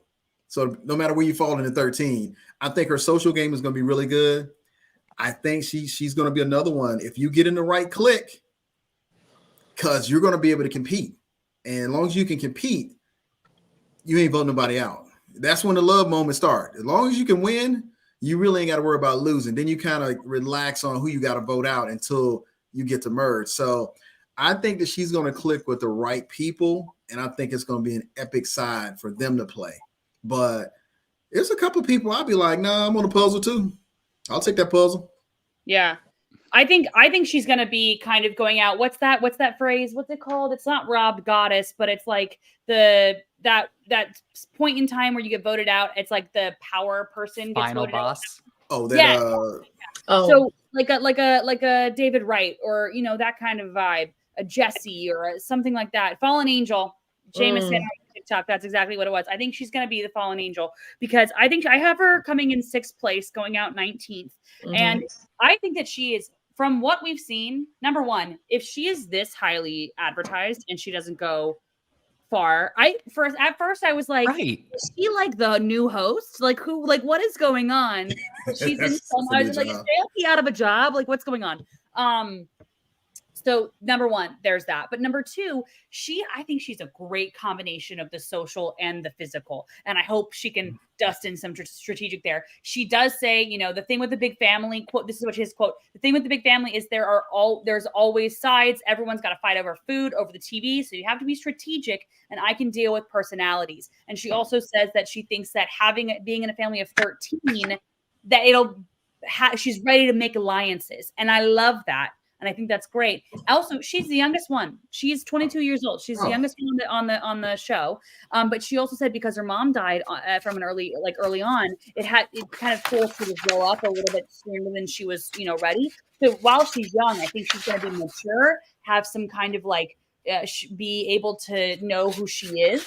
And I'm super stoked to see her on there. I think that she is going to be the one that people are like, why is she still in the game? How have we not gone after her sooner? Like, why is she still in? And I think that she's going to be great. Watch her be third person voted out. Y'all wrong. Y'all they could be setting us up for disappointment. And she is the person that I am most eager to turn on the first episode and see, okay, how are you going to play Viola? Like, I'm so excited to see that tag with a lot to your point, which is strategy seems to be there. Physicality seems to be there. Themes already. Yeah, she's so well-rounded. So yeah. I'm excited to see sort of like how she's going to launch herself into this game. I think it's time. I'm sorry. She almost makes me think of Kelly from season 45, Kelly Nalbandian, where she's strong, but also was in the middle of everything. And I feel like the only way that they're going to get Viola out is by blindsiding her. That kind of a thing. Like, she gives me, I'm so interested to see her game. I'm sorry I didn't mean to interrupt, but I thought I really think she's going to be kind of that kind of player. I'm super stoked on Viola. Yeah. We have one more person to talk about who has a very interesting career, and that is Winna. I think this is the first time. So Winna is a TikToker. I've never seen Winna on TikTok, but I'm going to go search after this. This is the first time that we've had a competitive eater on Survivor. And that's interesting. Super. They better bring back a food challenge. I want to see who wants to eat sardines with oysters and all this crazy. I mean, I like oysters actually, but nastiness. Yeah, I think he should be a winner pick just because he's a TikToker. I gotta stand strong with the TikTokers and be like, hell yeah. No, I don't think he's gonna be a winner, but I think he's gonna get pretty far. I think I don't know. I'm super stoked to see him. Like, he talked about how he's gonna be able to bank calories and be like, when we're going to reward, I'm gonna be able to hold in all the calories. But do you think the lack of calories is gonna be a problem for him? Like, or do you think it's not gonna phase him? Well, I don't know how Nina gonna say this, but I'm gonna say it like it's right here. You be out there for like 10 days and somebody give you some chocolate cake. You ain't holding no calories. Oh no. The body works in reverse. That's not gonna work. I'll say now this was it's not even a secret. My little thing. When I went to challenges and there was food, I ate, but I did not overeat. I ate until I was full because these people, and I'm not going to be graphic, there were days that we had food rewards and the next days were horrible for everyone. And it's like, you know what I'm saying? There was a day we had Chinese food. I had one plate, didn't even clean the plate off. Everybody else had 3 plates. I was okay for a little bit. It hit me a minute. Everybody else was like sweating, like all this. They're like, yeah, I need to run to the ocean. Like, it's bad, right? So, and again, because Australian Survivor is longer, there's a little bit, it could be a bit of a difference that you go much longer without having these certain foods. So him being a competitive eater, I can see it being important, but I find it detrimental when people do certain things at food challenges, because I know the next day you're going to absolutely be feeling it, whether you think, unless you're lucky, which most people aren't. He is actually my first to second boot of the second his tribe goes to tribal council, because of the way he presents himself in front of the camera. I have seen firsthand people who cut on when the camera's around, and it's like, you know, we're looking at you. You went from being like this normal chill guy to, oh, hello, yeah, whoa, you know, type thing. I hope he doesn't do that. I hope that's not the case. If he does do that, though, whether they show it or not, that catches a lot of people's attention. And where was it? He said like a lot of things just go good for him or something like that. Yes. I think, yeah. So it's like his vibe. And again, it could just be his presentation to social media, to the camera. It might just be that. If he is like that with his tribe mates, I don't think that's going to be a good thing. And being that this is the last person, I have a little I feel like the Titans are going to have a really, really strong core alliance. I don't know what it is about these people I feel like are a little bit more collaborative or are going to mesh a little bit better. And of course, it's the rebels, right? So you come in already with that in your mind, like the villains and the heroes. The heroes are going to be like more, no, I'm a hero. Like it's just the human, psychology of it. But let's put that aside and just talk about, this is just my thing. I feel like Titans are going to have this crazy, like all over the place core alliance that's going to go into merge and do really well. To your point, Nina, about the thing that he said, things have just kind of like fallen into place for him, come easy. I think that's cool. And I think that there is that in Survivor, right? Dee, who ended up winning Survivor 45, said, there was a little bit of luck in her game as well. And I thought that was great to mention. But the thing is that I'm worried with Winna that he is not going to take the reins and that he's been conditioned to allow things to come to him instead of him taking action about things. And that's where I think is going to be a downfall for Winna. I think Winna trying to get his 800,000 up. But I could argue that could be an interesting, like, alliance member. Like, if somebody sees him as super moldable and, like, doesn't really take charge of anything, I could see him going the distance because somebody else told him what to do and he did it, So just to push back a little bit on that, I got to harness Emily for a second. I could see how that could be bad, but I also could see how in an alliance with a lot of people calling themselves the boss, it could actually be helpful. Okay. Yep. I just see him as being a player. I think that his thing about banking food is just off. He's gonna realize that's not a good idea. He's sociable, but is he there for another reason? Is he playing a game of Survivor because he has his own reasons for being on the show? Competitive eater is in the title. Eating. What you're not gonna do on Survivor, you're not gonna eat. And if you gorge yourself at a meal, it does not work out for you in the end. It's going to be an experience. You better go back to Jam. I like to poop in the ocean because you got So it's going to be interesting to see how he kind of navigates. But I think he's a disposable player. So he's a player that's going to be a number or vote. And then we can say, okay, he got to go. Because there's no eating challenges. No. I mean, even the banquet, when they have the auction, and you end up getting the peanut butter and jelly sandwich. I don't even know where they get that big bread from. It's not even on the island when we're there. And then they give you a glass of milk. Like that's really going to make your day. For about 30 minutes, you happy in life. I wouldn't eat it. I wouldn't drink it. You better sip that milk. No. Eat the bread. Eat the bread. Leave the peanut butter and jelly. That milkshake on 45, I was not about it. It's the dairy, and then it's also that we mentioned the chocolate cake before. That I can't look at the screen when I see the players eat that chocolate cake during. Let me tell you what also hurt you. That chocolate cake. Say it again, Terry.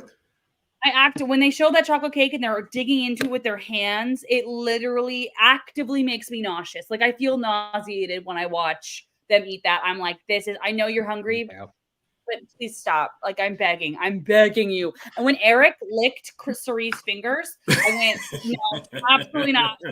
Absolutely not. You're get over that dirt. I have to say, David on Heroes versus Villains got the chocolate cake. He did not feel well after it.